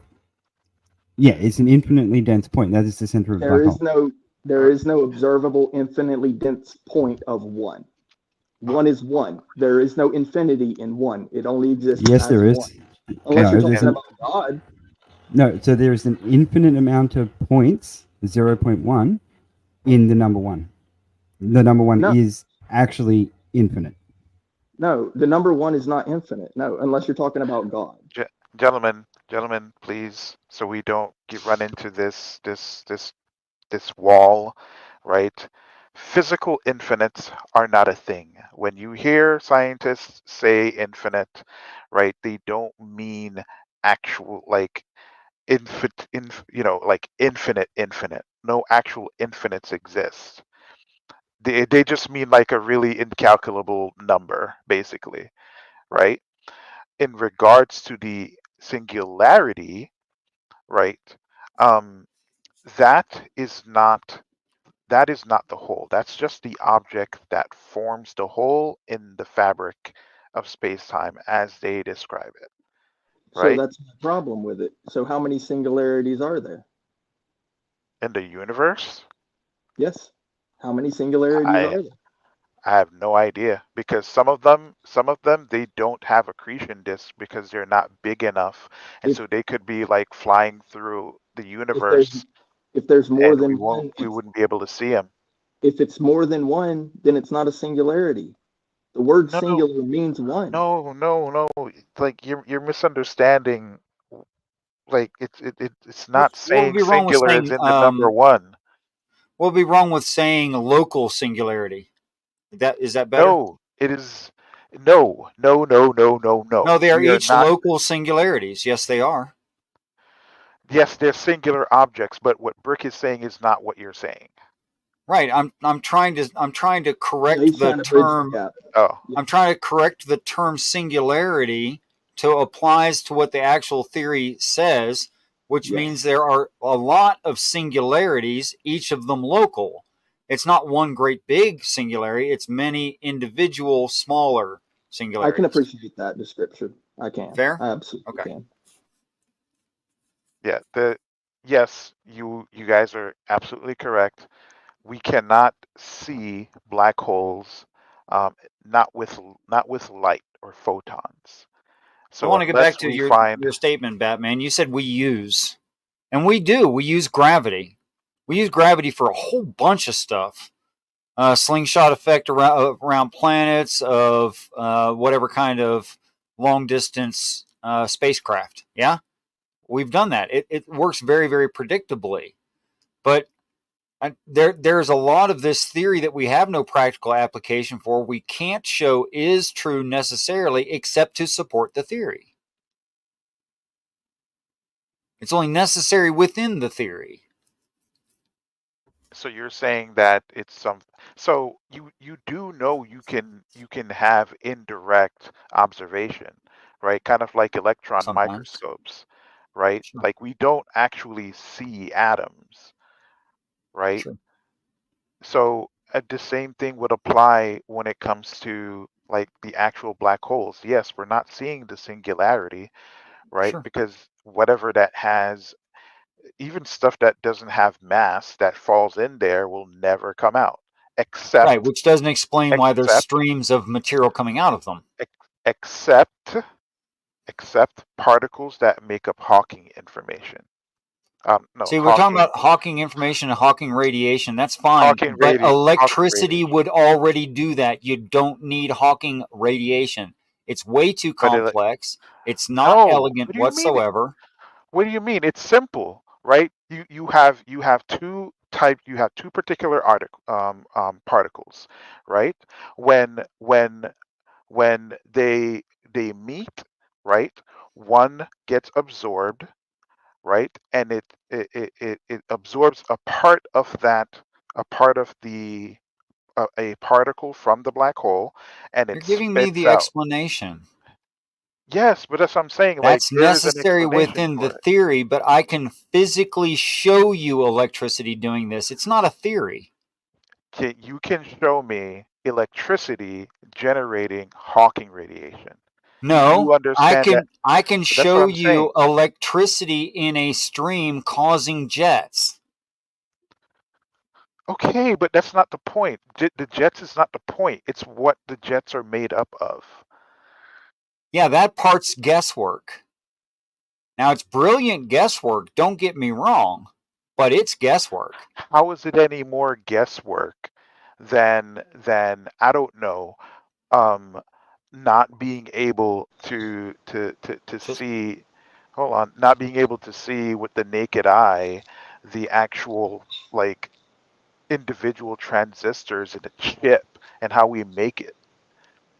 What? Like we understand how these things, we understand how they work. We have human enhancement machines. Like a microscope is a super good eyeball. Exactly. But what I'm saying is that we can see the Hawking radiation, right? We know what the Yeah, particles I'm are. saying that. Okay, I'm so I admitting don't that understand too. Yeah, but if it's a situation where those particles can Let only me be just formed ask. in a specific way, right? Let me just ask you. Okay, sure. Let me just ask you real simply. Who can show this in a repeatable experiment? CERN.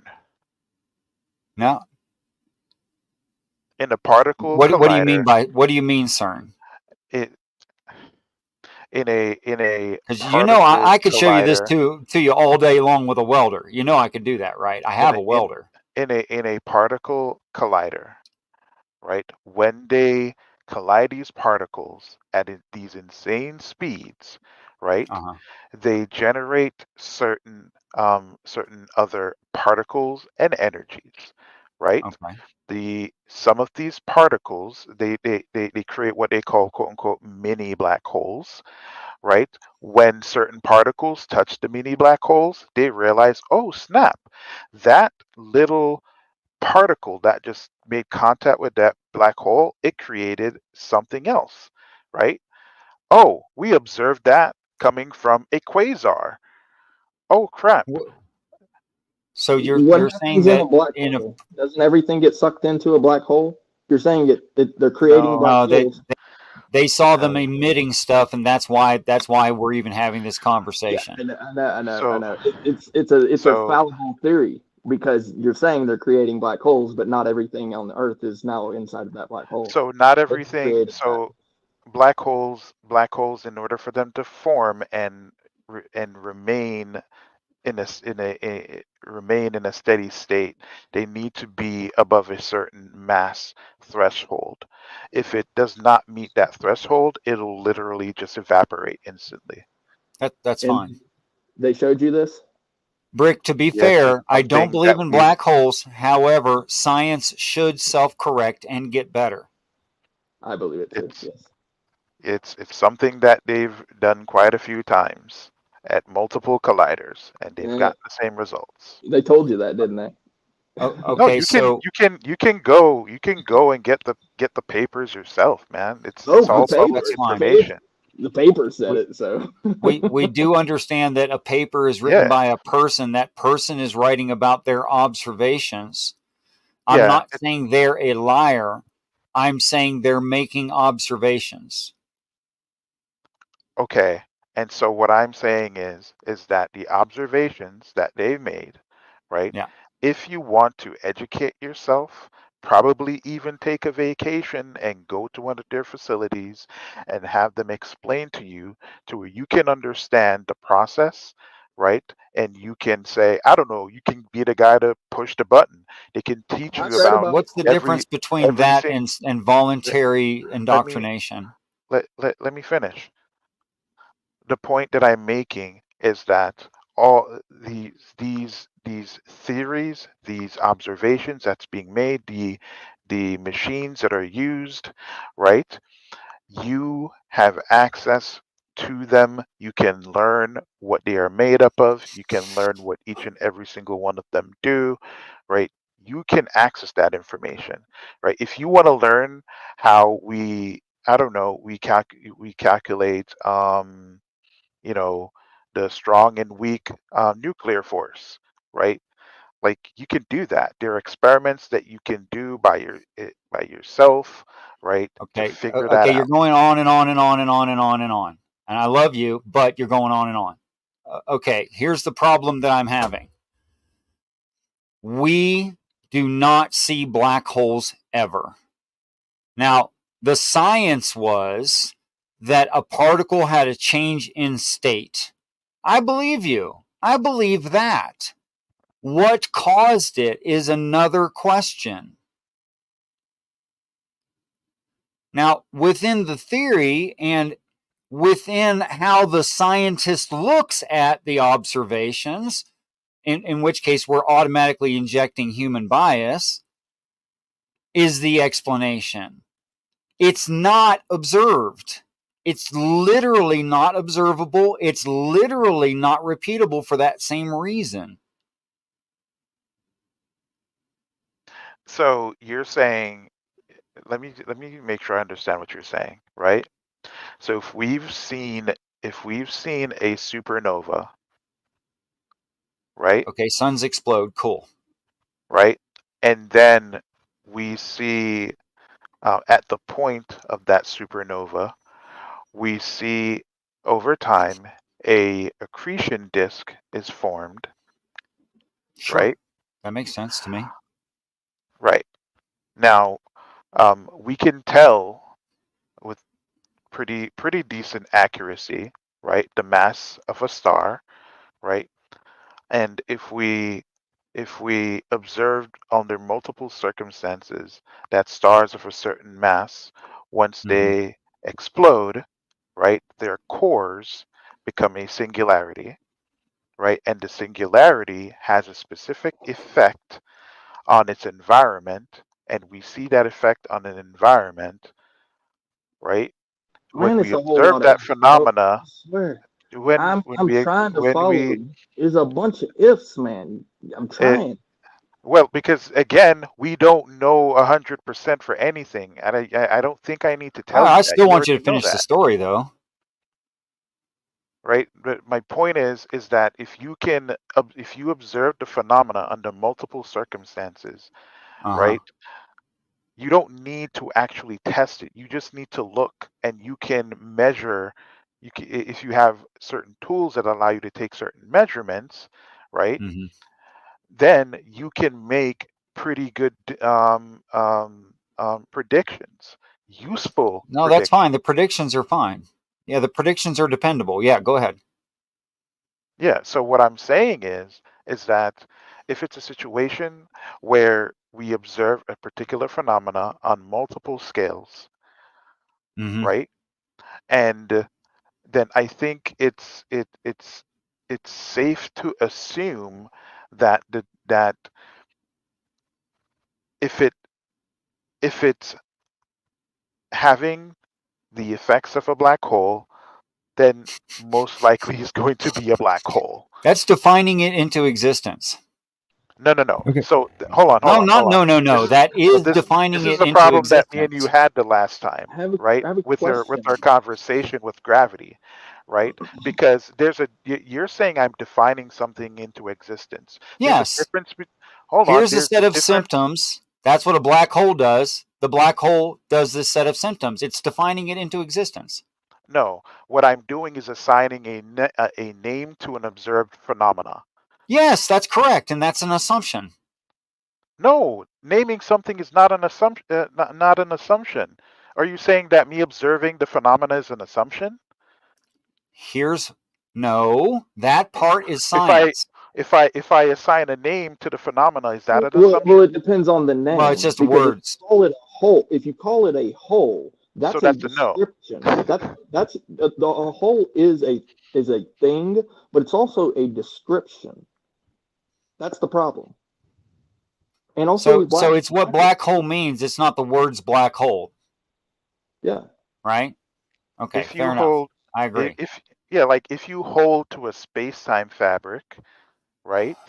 Then black hole is a apt name to describe the phenomena because Okay. the object literally creates a hole in space-time.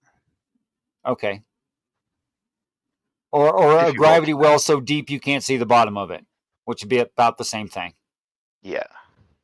Fair Would a enough. break Okay. a break would it also be considered maybe a break, like a break, like actually breaking space time? Some people, I'll grant this to Brick Depends on how you use in the word that break. some people hold to the possibility that black holes literally tear a hole in the universe and they are basically like accesses to outside of the universe. Well, I'm So not I saying want to say that my brain is shutting down and I'm getting sleepy because I'm old and I work hard. But just so you don't think I'm not interested in the conversation, but I'm not too interested in it because this is not my line of study. My line of study is ancient religions. This is only hobby stuff. Don't take anything I say too seriously. I'm not that serious about it. However, everything that you've said, Batman, I don't know a singular part of it, any part of it. I'm trying to review every part of it in my mind because you said a lot of stuff. Peace and respect to Cherry J. Welcome. Thanks for dropping by. I don't know any part of that you just explained that wouldn't be repeatable, testable at several different scales. The pinch point in the center of one left-hand thread, one right-hand thread, pinch point in the center of, hold on a second, stuck on a word, bear with me, Birkeland current sheets. Birkeland current sheets do exactly everything you just said. The accretion disk, the energy, the north and south rays of material coming out, the radio waves, they do all that stuff. So black hole is an explanation that's not testable, that's not observable. We have an explanation that is testable, repeatable, observable, and scales. I don't. Why should I accept the harder theory? But that's that's a claim that you're making. That's for one is unsubstantiated. Only because we can't produce enough energy to do it at that scale, but every scale that we can produce, it does these things. We don't need to test something. We don't need to test it, right, in order to accept that what it is or the phenomena. I thought science was testable and repeatable. Yeah, and observation is but not everything. But not everything is testable, right? Because we don't have access to everything. Right, and that's when it becomes theories. And no, all of this is theories. All of science are theories. Okay, we're going with scientific definitions. That's why a lot of this, including black holes, are not even theories. But we're muddying the waters here, right? I want to go directly to what you just said, right? Yeah, go ahead. You don't need to be able to test something to verify the existence of it. You can merely observe it. Observation is testing. Do you not agree with me that what observes it is a... Hold on. You already said it. Do you not agree with me that as soon as the fact of the matter is interpreted, you have human bias? No. You don't agree with me. How do you not agree with me? Because we now have objects that can eliminate the human bias when it comes to data collection. And who reads the bias eliminating object? I mean, it's us. No kidding. But that doesn't make it bias. Sure it does. Tell me how it doesn't. Give me an example of when it doesn't. How is it when I take a picture with my camera phone? How is it that picture is biased somehow? No. The picture is not biased. I said the picture is science. You looking at it is biased. Yeah. I mean, the picture is objective fact. What was that thing you mentioned before? I need the name of it again, please. The Birkeland current. Birkeland current sheet. Birkeland current sheets, yes, sir. Okay, so I'm reading into it. I do have the right thing. That's just the study of the magnetic field of the Earth. No, that's one of the applications of Birkeland current sheets. Oh, okay. That's not Birkeland current sheets. Between the stars. But Birkeland current sheets in how it relates to the Earth and why the atmosphere is in layers is a good example of Birkeland current sheets, if that's what you're looking at. Atmospheric layers? It's an example of energy dispersion. I can't find whatever it is you're talking about. Or transfer. Well, a pure uninterrupted Birkeland current sheet would have a pinch point at the center, a unicorn horn left-hand twist facing upward, a unicorn horn right-hand twist facing downward, that's what it would look like. And it would be every and the unicorn horns are in layers of doublets of layers, actually, in several of them. Okay, that's not going to produce a quasar. I don't know why you would say it wouldn't or That's couldn't actually produce the a quasar. description of the quasar.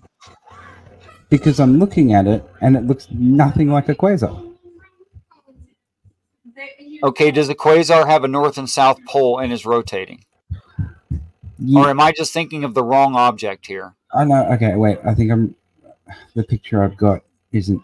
So those horns would be on both the top and the bottom of the Earth? Yes, one north, one south. It is, in fact, the north-south.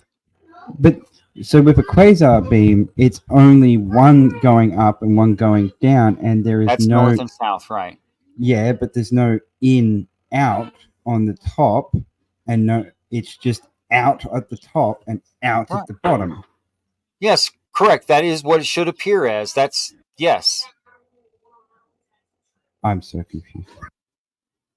Well, it's probably the picture that you pulled up. So the description that DDoc's giving you is probably not the picture, although this is just another version of the same type of If you thing. put the Earth in the middle of a Birkeland current sheet, you get the effects that you're looking at. Like there is a north and south. They are not geographical north and south. That's not the same thing. They're electromagnetic north and south.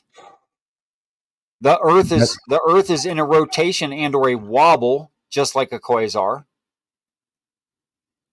That is a version of one of the Birkeland current sheets. That's so what you're seeing is the reversing, kind of like a mirror, the way that photons work when you bounce them off of a mirror.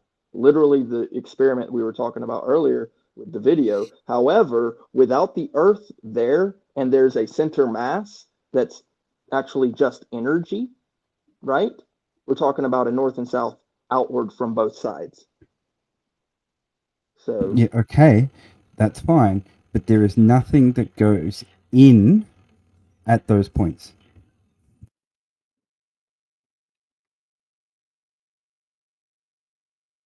I mean, what are you looking for? Are Say you that looking again. for I'm confussed. So on the picture that I've got displayed, there is energy coming in, and then there's energy coming out. On a quasar beam, there is only energy out. Okay, but this isn't generating the sheet. This is just reflecting it. This is a planet. So yeah, when you have a spinning planet, it does this. But like a sun wouldn't need to because it's generating the field. Right. Okay, I'll have to read a bit more to understand this a bit better. You're looking at the symptoms, the effects of Birkeland current sheets. That's not the Birkeland current sheet, brother. Not to be disrespectful at all. It's just that's a result of, a symptom of. They're actually describing the northern lights there, by the way. Yeah, I know. That's why I'm asking, because I'm trying to understand it better. I know I'm not getting it. It's okay. It just surprise, surprise. A computer didn't give you the perfect answer you're actually looking for. If you go to the next picture down, it shows that what's it called? Pulsed power generator, and it shows the arcs going up and down. And that's what you would expect to see from a star. And we do. Okay. For instance, we see it in the Box galaxy. Go ahead, sir. Sorry. Okay, yeah. I think the figure 50, the Earth, again, so there's energy coming in. There is, on a quasar beam, there is no in. It is all out because all the energy is coming in from the accretion disk. So for this to be representative of a quasar beam, you would have to have a ring of energy going in and then pushing out. We both said no, that when you're showing a planet, you're reflecting the current off of it, but the Earth isn't generating the current. If you look at the examples the Wikipedia gives, of the pulse generator or any stellar object that is generating the current, and that's why it shoots out from the top and the bottom. Oh, okay, yeah, I found it. I must have something different up. Okay, that makes a bit more sense. Okay.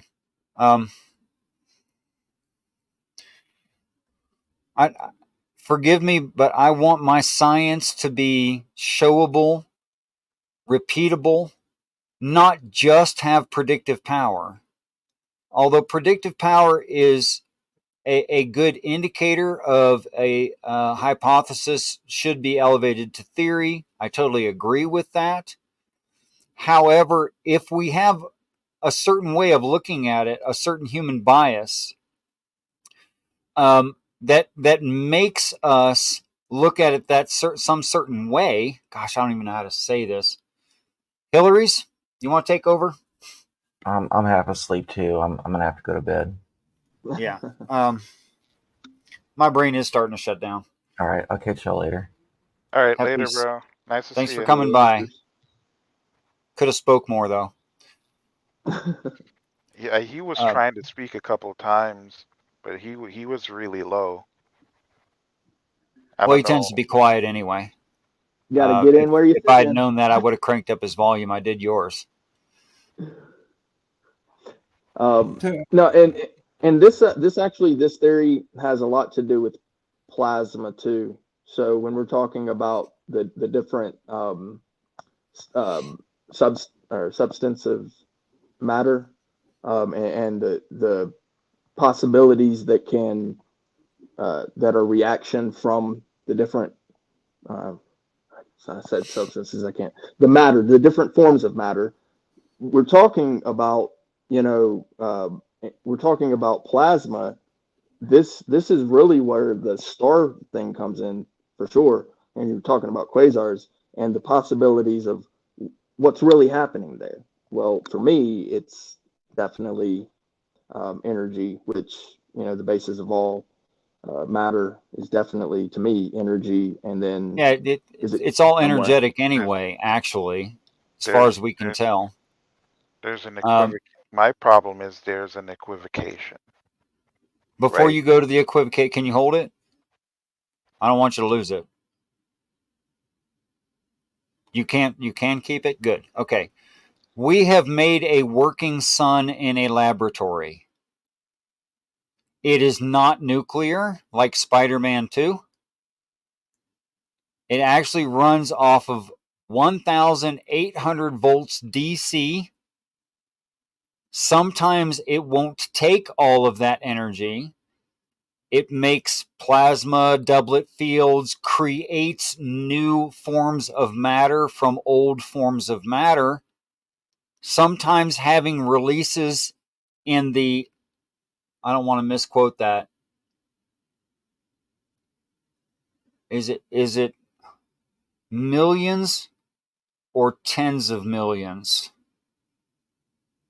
of degrees? It makes solar ejecta. It does all of that, all of the cool stuff we see our sun doing. It does the rotation, all of it. So we experimentally can make a sun. You just can't do it in the nuclear gravitational model.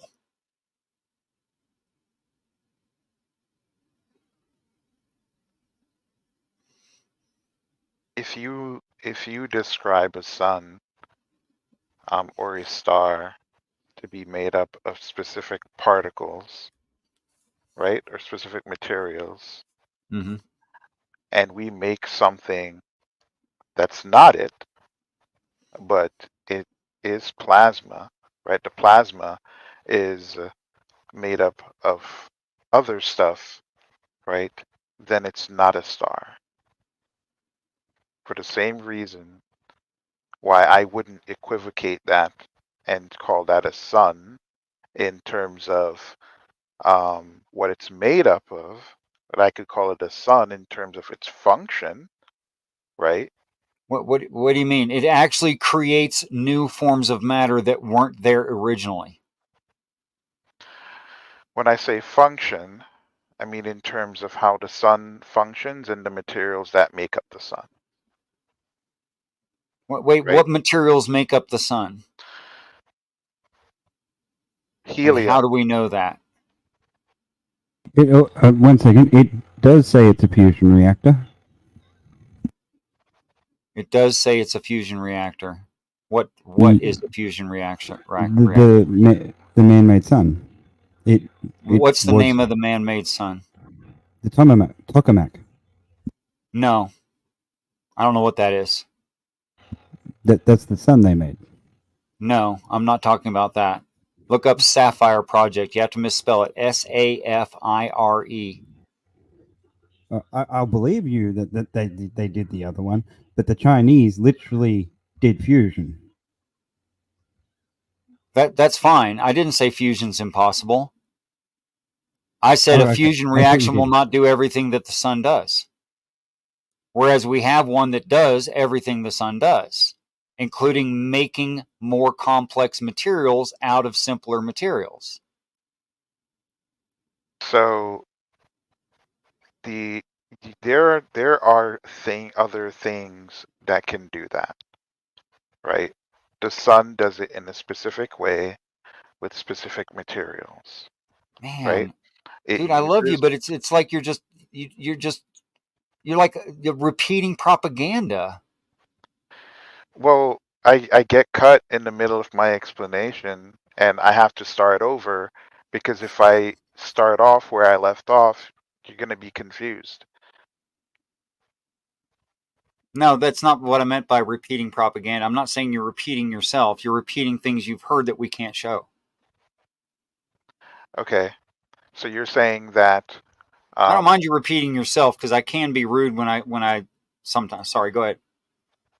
Okay. So you're saying that we do not know that the sun is primarily made up of hydrogen and helium and it's performing fusion.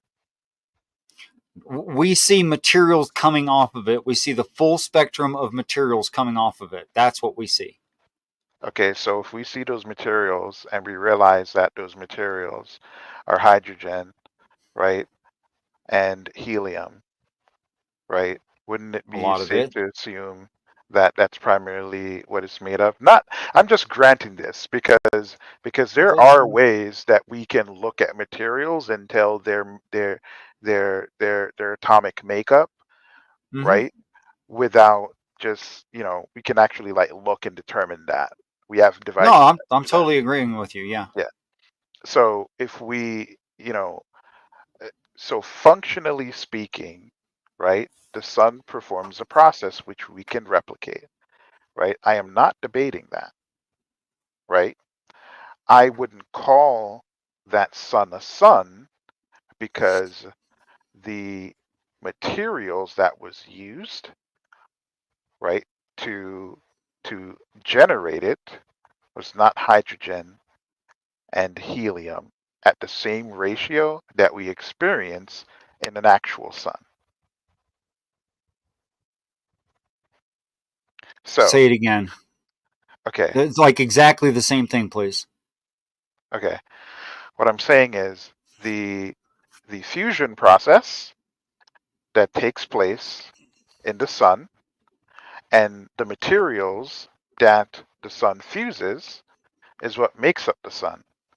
And so the sun that we've made in the lab, I would not equivocate that to the sun that's in outer space in our solar system.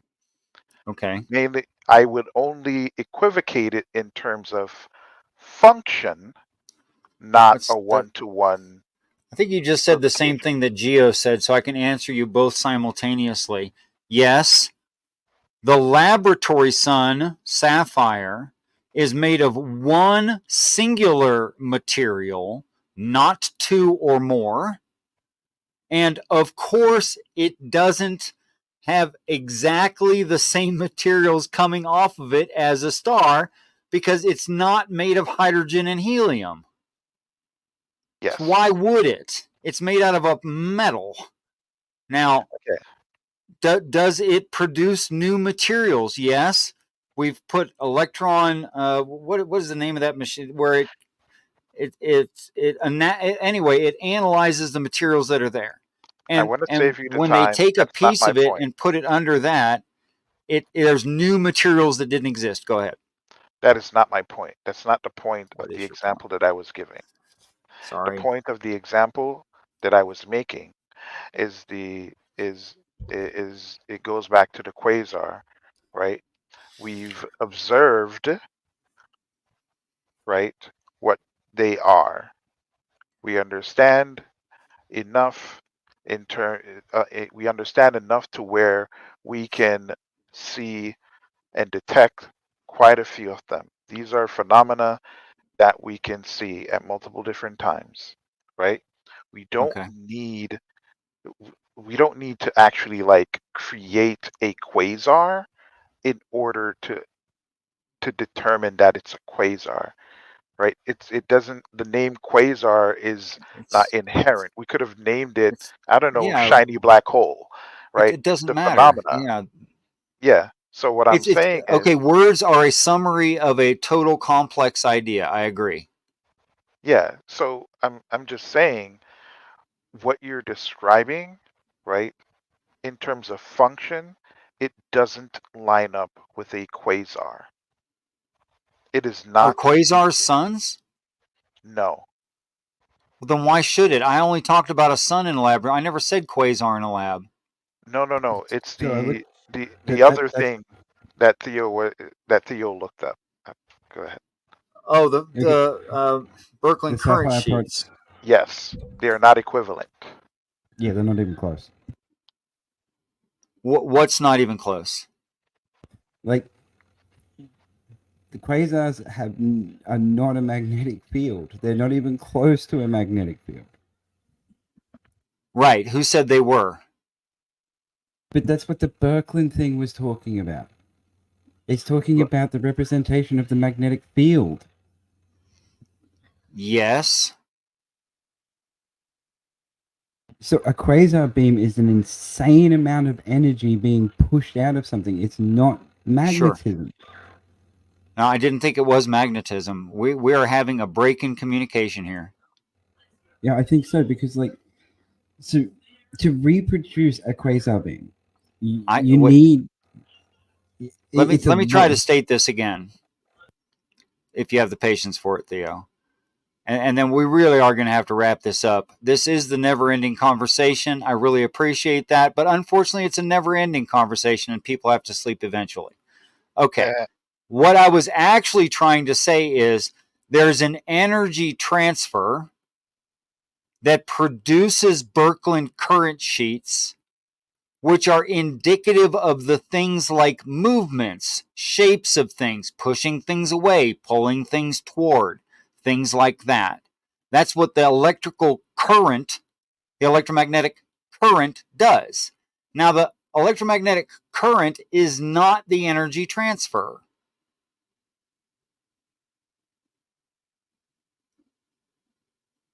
So I have a quick question Let's about try to that. imagine this. If you found a picture of the pinch point, just look up Box Galaxy, and you'll see a lovely example of this.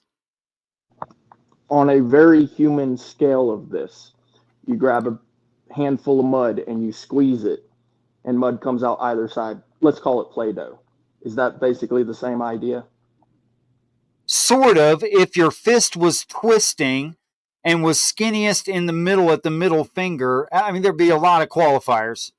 I can kind of see that, but it's too abstract. The difference between a If black you look at a hole. picture of the Box Galaxy, you have a perfect example of a full Birkeland current sheet in a non-gravitational situation, where it's energizing, it's spinning particles and mass. I mean, energizing them enough that they're actually emitting photons. You can see them. It's emitting light. The pinch point in the middle, the box section around it. The Box Galaxy is like a perfect example of what we can only do parts of in a gravitational field. Okay? So My brain is really shutting. I don't even know where I was going or why I said that. Oh my God. It's a never-ending conversation, man. Richard, you're welcome. I do believe. No, I really enjoyed the conference, but okay, I want to be honest, really, like,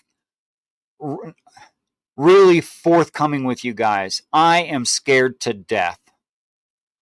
And I'm telling you this so you understand how much I appreciate and love you, and I want to have conversations that you want to have. Here's what scares me to death. I'm an idiot, and that's okay with me. However, when I talk about things not religion, like we've been doing for a couple hours here, I am so afraid that my idiocy is going to flavor what you think of what I'm saying about ancient religions. That scares the crap out of me. What I'll say to that is, just because you're not knowledgeable on one subject does not mean you don't have a lot of knowledge in another subject. So I would never think that of you. It's extremely fair of you individually, Theo. Nah, man, we don't. I definitely probably know more, have more philosophical understanding, or understanding philosophical concepts than a lot of these sciences that we discuss. I mean, I only understand these things enough to grasp them on a outside or basic level mechanically, right? Like if I were to get an equation, right, I would at least understand what it means. Now, in terms of applying it, that's a whole another story, right? But even that is something that I can learn. But no, this conversation is not indicative of, you know, our, or your, I should say, your views, how you approach religion, or anything like that. Yeah, so now you're good. A matter of fact, I appreciate the different perspective and approaches that you take to these things, because I got my own crackpot ideas and theories about a whole bunch of them. You've heard some of them, right? So it's not like Batman is here just gobbling up what the scientists say. I got my own ideas too, right? And I got my own possible explanations, right, in terms of the math and how it would fit with the rest of reality. Like that takes a lot of work to be able to figure out, and I'm not willing to dedicate time and energy towards that. I can just have conceptual explanations and arguments. I cannot provide even mathematical proofs, much less physical proofs. So I am well aware of that, those limitations for myself. So you're good, bro. We're all in the same boat. Yeah. So, and as for me too, same thing. I'm right there with you, D-Doc. The whole fear thing. Like, I'm absolutely terrified that my views might be, they might be incorrect. But really, I'm not scared of that. Well, for me, I'm scared that people will take my stupid views that don't really matter to me. I only find interesting because you guys seem to be interested in them. And that's the only reason I even discuss these things in public at all, could flavor someone's view of what I'm saying about ancient religions, that there's only one God. He told everyone the truth around the world. And what we're dealing with here is extremely advanced technology perceived as magic. I'm not gonna lie, with it, at least in the technology field, microchips, they're basically magic, bro. Like my knowledge, just knowing how they're made is just magic to me. I'm curious as to why that would be a fear of yours. Like, what would be the poor? Because ultimately, like, what I was gonna say is like, so for me, my belief is peace is the end of the matter. So regardless of what people believe about your beliefs, if they're not at peace, that's on them. Really. So like, if they don't like it, kind of thing, I don't I don't know why you would be worried about that or in fear of it. So, but I regardless, just never want those two things to meet. And 420 Atheist is completely right. Between Brick, Theo, and Odin, this is a stellar panel. And the conversation has been great. It has. Thank you. Yes. Stellar, because we've been talking about. No, he just got here. He doesn't even, I don't think he even knows that we were talking about things like black holes. He just got here. Really? That's hilarious. And shout out to 420 because brother Sammy there in Australia, yes, he is upside down all the time. He actually pays for the amount of people that we can hold on this channel. I love it, yeah. And he, out of the kindness of his heart, shares that with me. Give him hugs. Strength and honor, Mr. Freeman.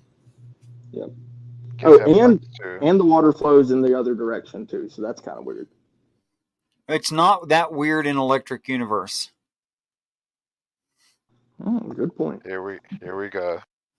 For that matter, okay, I'm going to close with this. This is the last argument I'm going to make tonight. On a calm day where the temperature seems the same everywhere, you can measure it and it's the same everywhere. Where there's very little or no wind, there's no apparent cold drafts, there's no apparent hot drafts. You will still see eddies. Those eddies will always be, if singular, and you're on the north side of the northern hemisphere, they will turn a certain way. Those eddies, if you're in the southern hemisphere, will turn the opposite way. And the only way you'll get an eddy that goes the wrong, quote unquote, wrong direction is when you have multiples of them simultaneously, which agrees with, you guessed it, Brooklyn current sheets.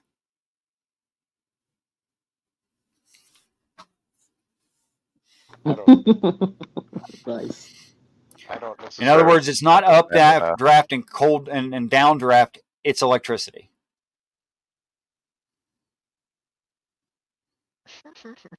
I'm not in disagreement. I don't understand the phenomena that you're describing. Dirt devils. No, I know. Leaves in the park, stuff like that. No, I know, but I don't understand the mechanics behind it enough to really comment. Can it be both? Could it be both? Actually, it would be measurably both. It's just one is causation, the other effect.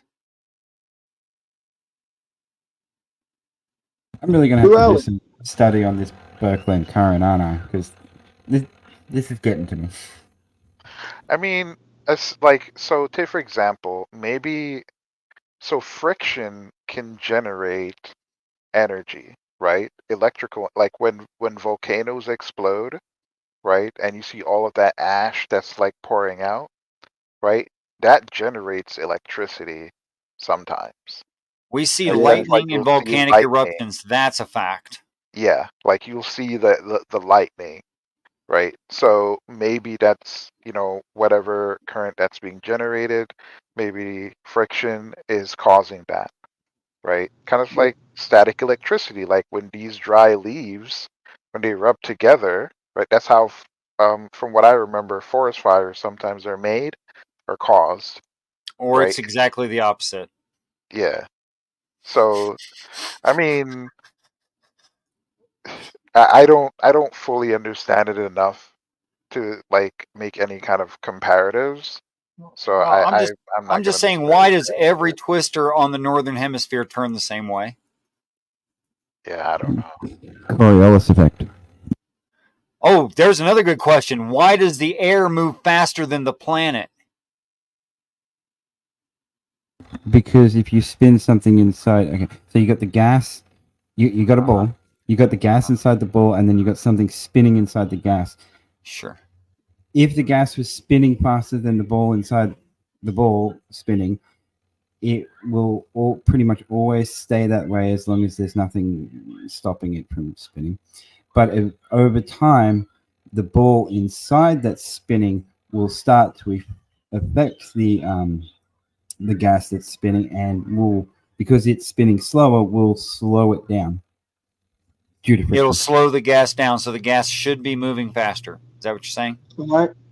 Over time, it will, because it was moving faster at first, it will pull it into a slower spin over time, a very long time. Too many its. Use more descriptors, please. There was too many. What are those pronouns? So we've got big ball, small ball.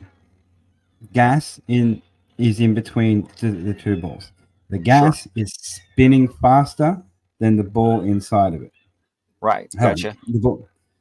And because the ball inside of it is spinning slower, the air that is touching the ball on the inside gets slowed down, and over time, because the air moves around, all of the air inside the ball will eventually be slowed down over a very long time. That's the Coriolis effect. The Coriolis effect that I'm referring to, and we might be talking about two different things, but it sounds like we're on the same track, is that the air moves faster than the Earth at the equator. Yeah, that's because you just told me why it should be moving slower. I was using the wrong example. If we're going to use the Earth as example, then yes,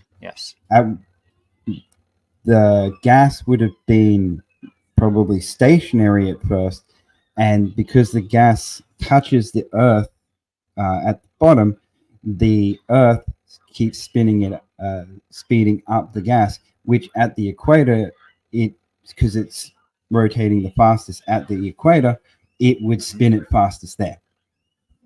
Yeah, that's why the air would be moving fastest at the equator. Why is it going faster than the planet? Because it does. So I have an answer for that, and it's basically it's in a pressurized system in a vacuum. Sometimes the air moves in the opposite direction that the planet's spinning. At different layers, yes. But there should be no layer where the air is going faster than what's driving it. Do we agree on that? No, of course not, because the air pressure systems create so the low pressure system, the high air pressure system falls in, creating more speed than the Earth is generating.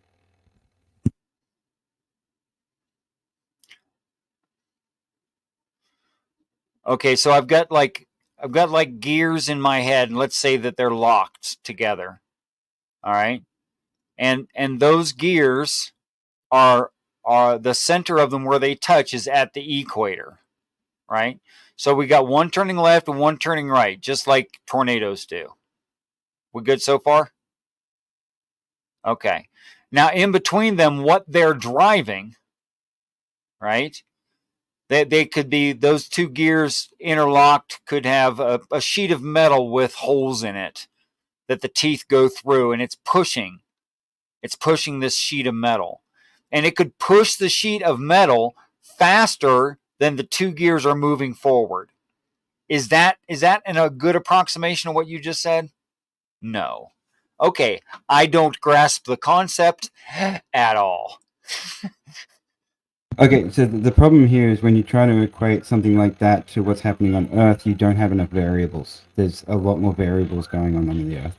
No, in my mind, there was gears all the way around in different layers, at different sizes, getting smaller and smaller gear sets, going closer and closer to North and South Pole. And adding fluid dynamics. Simple as that. You also have to add in that the sun heats up some of the air, which makes it move faster as well. That's fine. That's fine. And then on top of that, so it's unfair. It's a result of the sun's uneven heating of the planet because of its weird tilt and the gravitational pull that the moon also has on the air and on the oceans. Did I mention temperature differences in the? Okay. Um, I'm sorry. My brain Just is say, slowing yeah, down just too. say fluid dynamics. That's all it is. Heat, Fair enough. cold, water. That's fluid dynamics. That's all that is. Okay, Brick, summate. Man, this has been an awesome conversation. It It was a never lot of fun. ends. And peace being the end of the matter, I hope that all of you have peace tonight. Enjoy, eat healthy, all that good stuff. Thank you. I have a lot more peace that you guys said. Richard, you can be wrong about everything. It's fine. Just when we think about that, please know that these ideas on religion are not my ideas. I'm just passing them along. Batman, summate. I was just about to ask you what that word means. But I think based on Brick's response, I somewhat got an understanding. It's a mathematical term meaning, do all the necessary calculations and come up with an answer. Okay. So, you were really bored, it seemed, from the outside Always. chat. I decided I was going to come in here and tickle your brain, um, being your friend, and I'm sincerely glad that you enjoyed that experience. Know that I would not push back this hard against an enemy. You'd probably kick him out. No, I would just kick some. If I didn't like a person, if I didn't like a person, I'd either invite them to leave, and if they couldn't show enough self-control, I would help them. There you go. I like your verbiage. I don't kick people, but I will assist them when they need it. But yeah, this was a excellent conversation, for many reasons. For getting different perspectives, for learning different concepts, and trying to, figure out whether or not, dichotomies exist in certain situations where we think they do, right? And like dispel them, because that's kind of part of my problem that I'm having now with religion on a whole, or philosophy on a whole, where we have a lot of people creating whole philosophical concepts and ideas out of false dichotomies. And I think a lot of that has to do with the need to not communicate and challenge ideas, and having like healthy skepticism. Because healthy skepticism also means challenging the ideas that you are susceptible to and you have proclivities towards. A la Christian echo chamber. I mean, I don't know. Christianity is, at least That from my was the perspective. French a la, not the Islamic one. Yeah, that's there's not a lot of echo chambers. I at least from my perspective, considering the amount of doctrines that I've been like running into, and I'm getting the need to be like Richard, and I want to just take my theological hammer, and smash all of it. just smash all of them so they can get some new theological introspection. Okay, so if you're serious about what you said, here's my request to you. Sheet of paper, pen, write down bullet points, dedicated show. Just you and me. I won't even let anybody else on. Yeah, I can do that. I think I have to. I would love that. I think it can be. I think what I need to do is that I need to sit and really study a lot of these doctrines, because remember, I separate the religion from the people. I separate Absolutely. the doctrines from the religion. Like you already know my mantra. Yes, sir. That's called honesty. Yeah. So I have to do that, and do it in a way that is coherent. So I'll pick something, a particular doctrine, and I guess we can like address them, at least biblically and Just know philosophically. that I believe I can show that you came to one particular incorrect conclusion out of several that you came to that I believe that you are correct on Melchizedek. I mean, yeah, that's fine. I mean, it's again, You're way too calm. it's it's one of those things where it's something. It's clear that we don't have enough information, and a lot of Oh this yeah. stuff is inferential, right? Um, However, some things, despite being inferential in nature, you can get a lot of context with more knowledge and understanding, and using logic within the system or outside of the system that you are critiquing. Right. Necessary interpolation, not Yes. extrapolation. I totally agree with you. And I'm going to make you stop right there because I love you. I know you. You won't stop. And we'll just keep going. And it's a good time, but I really should be. Theo. Yeah. Oh, by the way, inferential, but not summate. Theo, give us your wrap up. Okay, my wrap up. So, first thoughts. Well, pretty much everything we've been talking about has probably been way above our pay grades. Oh, sure. Yeah, but it's really good to talk about it because how else are you going to learn? I found something to research and learn about this Berkeley current thing, and there was something else I was going to say, and I completely forgot about it. Oh well, couldn't have been important. Well, when you remember, email it. Yeah, something like that. Probably about 2:30 in the morning. That's when it'll come back to you.